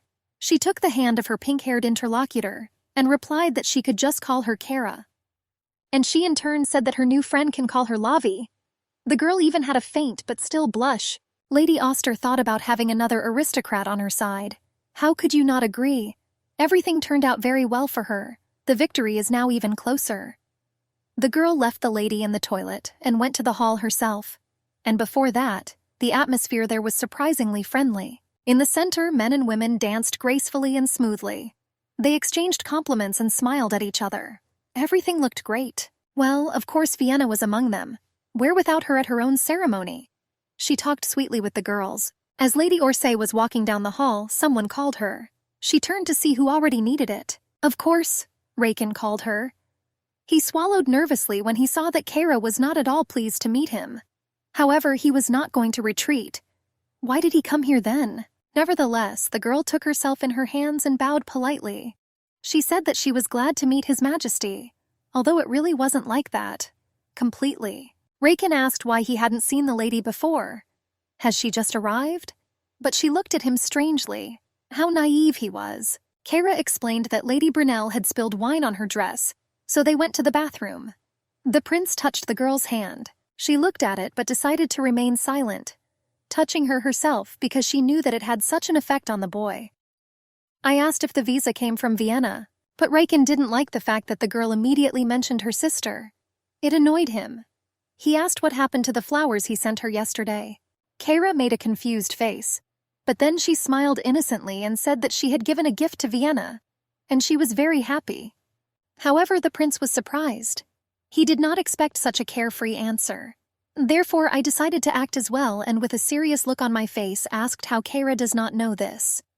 However, he took a look and said it could be omitted. After all, she really wasn't aware and it was the first time. It happens. Lady Auster did not quite understand what the prince meant and asked what he meant.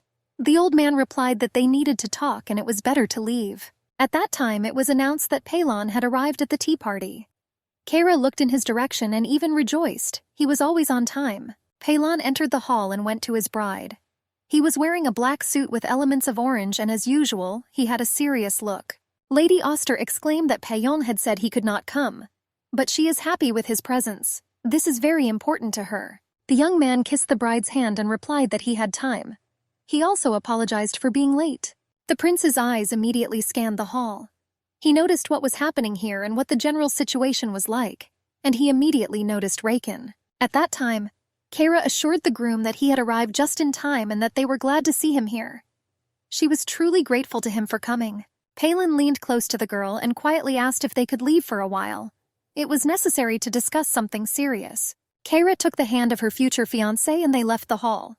Before that, the girl looked at Rakin, who was standing behind her gloomily. He yelled for Kara to wait because they had to talk. But she didn't care. She was walking with Palon. They went outside. The girl said that winter is coming soon and it's strange. Last time at the coming-of-age ceremony in Vienna, it wasn't so cold, but now it's so windy. And it's really quite strange. The girl looked into the distance while Palon spoke. It seemed to him that she felt uncomfortable, so he asked her out. He hopes he didn't do worse. But Kara smiled and said that she was grateful to him. After all, she doesn't need to stand there and be bored. Especially speaking to Rakin. Palin worriedly asked if his younger brother would get the girl. After all, he saw a certain sadness in her eyes. However, Kara replied that of course she did not like his behavior. However, she does not want and will not waste her time and energy on him, so everything is fine. But Palin was worried again. He said that in this case the girl can become emotionless.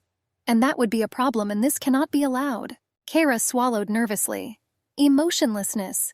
She simply cannot give in to unnecessary emotions if she does not want to repeat her past life. So basically doing everything right now. But Palin asked her to speak up if she didn't like something. Because he feels strange when he is next to Kara. The young man's eyes met her gaze. He explained that it seems to him that the girl is deliberately pushing away people who want to be closer to her. And this is not good at the same time. Is it so obvious? Kara nervously grabbed the balcony railing. Even Palin noticed. Rakin definitely understood that.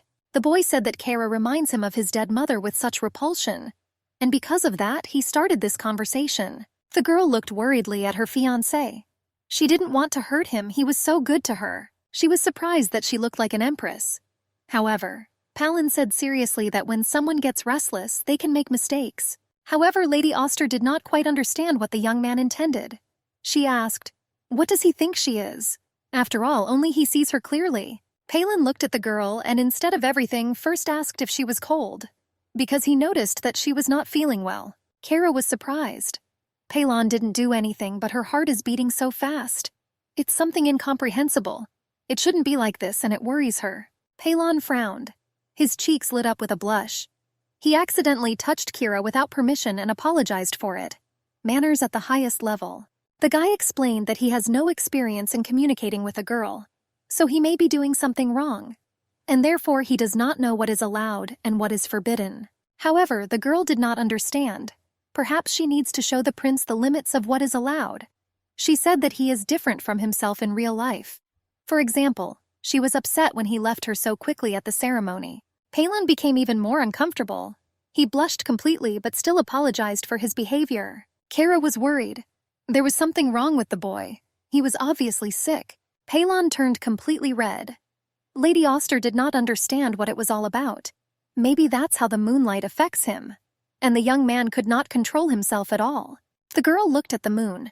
It was really very bright and had already risen very high. She didn't know if what was happening to her fiancé was normal. He turned red even on his neck. What happened was completely unclear. However, Palin apologized and explained that he had breathing problems and his cheeks were red. It was obvious that he was very tired and needed rest. But the girl did not understand why so suddenly. Palin said this happens to him when they are alone. It worries him, but he can't do anything about it. However, the lady was surprised. After all, at the party they danced together. He even whispered various things in her ear and then everything was fine. And now something is unclear. Although on the other hand, he was also ashamed then. She remembered that his cheeks were also burning then, but it was not so noticeable. That is, he really blushes when they find him alone. Well, this is a new and strange twist to their story. But something needs to be done about it. Really? The girl asked directly. Palin, do you really like me? This should have been done a long time ago. The old man replied that of course he likes her. After all, it is normal when the groom likes his bride, so it should be. The girl noticed that the answer was as clear and cold as usual. This upset her. She must have misunderstood him. Damage. Kara said that she knew the way out of the blushing situation. They will just keep a reasonable distance. Palin was surprised. How smart Kara meant she offered to practice. The girl said to come to her, and when it is too close, she will stop the boy. She smiled sincerely and encouragingly. Palin approached with slow steps, and the girl was in no hurry to stop him. They were already almost next to each other. It was too close, but Palin asked to come closer. He was no longer embarrassed. He was already pleased. It was deep night in the yard. Nalon approached his bride like that. They were already almost touching each other. He met her bright red eyes. Kara closed them after that. A rather noticeable blush appeared on her face. She touched Payon's shoulder. He asked for forgiveness and said that he wanted to scare the girl. He had already moved away so that Kara could feel more free. However, she was still too good. Sweat dripped from his face and the blush did not pass. She seems embarrassed. However, she thought in her mind that Palin should look at himself from the side, because he did not look any better than her. But the piper quickly pulled himself together and once again asked for forgiveness. He said that Kara wanted to practice. That's why he had this behavior. Yes, but you seem to have played along. I couldn't have thought that the prince was so restless, said Palin's bride. He in turn denied her words, because he did not intend to play any games with her. Instead, he really wanted to get closer. Lady Oster did not expect this at all. The young man continued to talk about the fact that he just wants to become the closest to her of all, for her to trust him. He no longer has any hidden intentions. The guy said it firmly, and besides, it would help them dispel rumors about the cancellation of the engagement. Palin stood in front of his bride and aimed to clear up all the misunderstandings now. Kara said that she understands everything, but it is better for them to take their relationship slowly. It's too fast for her. And she can't do that. Can't open up to Palin right away. He understood and said that he would do everything as she said. and will act only as it is convenient for her. He also asked to explain what else he could do for her, but Kara corrected him. For us. She had one request. She smiled and asked if she could meet His Majesty. Such a question surprised Pelan. He did not understand what the Emperor was for her, and besides, she knows that he is uncomfortable in his house. However, Kara explained, her father is only kind to her in Peon's presence. In fact, he is a very tough person, and that is why she needs the support of the head of state to oppose him. Otherwise, one fine day she asks not to wake up. Only the Emperor can solve her problem. Pelan didn't need to explain several times, he understood everything, and he said that he would help. However, suddenly someone started their conversation. Someone called Pelan urgently. He asked for forgiveness from the bride and said that he would leave. He headed for the exit to find out who needed it and what happened. Kara did not understand what was wrong with the man. It seemed as if he was upset. But why? Peon walked down the hall and thought about what had happened. Too close. And a little more and he could... His face flushed. He didn't know how to get rid of the stupid thoughts in his head. A servant noticed His Majesty's condition and asked if everything was all right with him. Patrabok waved it off and said that everything was fine, and asked what they wanted from him. It turns out that an urgent message has arrived from Drain Province. Civilians were attacked by a band of robbers. Many suffered. Pelan could not believe what he heard. He asked whether the victims were being helped. It turns out that 2 days have passed since the attack, but the bandits still continue to terrorize the population. The prince firmly decided that he needed to go there right now and deal with everything. He will get His Majesty's permission and go there at once. The servant replied that he understood everything and would carry out the assignment. He bowed low. It will be necessary to leave the capital for several days to settle the problems with Drain. But he couldn't concentrate. A frightened Kira's face appeared before him again and again. It will be necessary to ask for forgiveness again. But he still does not understand why she behaves like that and pushes him away from her. What could it all mean? Raiken, meanwhile, was also thinking about the changes in Kira. He decided that it was necessary to find a butler and call the girl for a serious conversation. In the corridor, the servants were actively discussing the arrival of the Imperial Ambassador. They wondered if everyone already knew. It looks like Palin will need to go for a while. It is very interesting. Raiken smiled and decided that everything was going according to plan. As long as Raiken is gone, he will make Kara his own. But he was wondering what happened there after all. Why are the Imperial envoys so confused? Pelan walked down the hall with his head down. He saw Raiken and did not understand. Was he planning to take him away from Kara again? Raiken approached him. He asked if his brother was busy. He answered indifferently that he needed. That expression again. Why do you think you're better than others? Raiken thought, slyly looking at his brother. He said he needed to talk to him and asked if he was free now. Payon replied that they could go to the lounge and talk there. The boys did so. The young man did not really want this pose, but it was still necessary simply out of courtesy. They entered a room where there were 2 couches facing each other, a table between them and a plate of sweets on it. Payon invited his brother to sit down. He also said that he urgently needs to go to the castle, so let him speak quickly and to the point. Raiken inquired about what had happened and why there was such a rush, but Pelan didn't have time to explain, and asked to go to the question that worried his brother, and because of which they had gathered here in the recreation room. Raiken smiled and replied that he wanted to talk about Kira. She wasn't interesting to his brother before, but Pelan replied that Kara is his fiancé and future wife. She is not just interesting but important to him. He did not understand what kind of meaningless conversation this was. And then Raiken continued. He said that his brother used to say something completely different, and he does not understand why his behavior has changed. However, Palin wasn't going to listen to this nonsense. He asked tiredly if everything his brother wanted to tell him. Yes, he better go. There's a lot to do in the castle. Raiken wasn't going to back down. The old man said that he might be crossing the line, but Kara is his true friend, and he wishes her happiness. However, Pelan cut off that he might not worry. They will not cancel the engagement. But Raiken ominously asked why everyone was gossiping about it. It already annoyed him. The prince said it was just silly gossip. Raiken, on the other hand, tried to find out why Kara and Pelan's relationship had changed so much. He is very interested. Pelan calmly explained, people change. As Auguste Marcel Barthélemy said, the truly funny is the one who does not change. He asked if such an answer would suit his brother and said that it was time for him. got up and was going to leave. The door closed behind him and Raken was angry. He did not understand why everyone was putting sticks in the wheels and in general what happened and what was wrong with Kara. After all, she was so kind and naive before. Because of this behavior, he will lose all chances for... The young man hit the table with his fist. At that moment, a servant entered the room. He regretted doing it, but Raken told him to immediately find Kara and bring her to him. He will be waiting in the recreation room. The servant left, and Raken thought that in principle Kara could ignore a friend, but not the fifth prince. If that's the case, it's okay if he takes advantage of his status. It's time to get the real Kara back. His black eyes flashed unkindly, and he would never let his Kara change again. Power and it should be his. Point.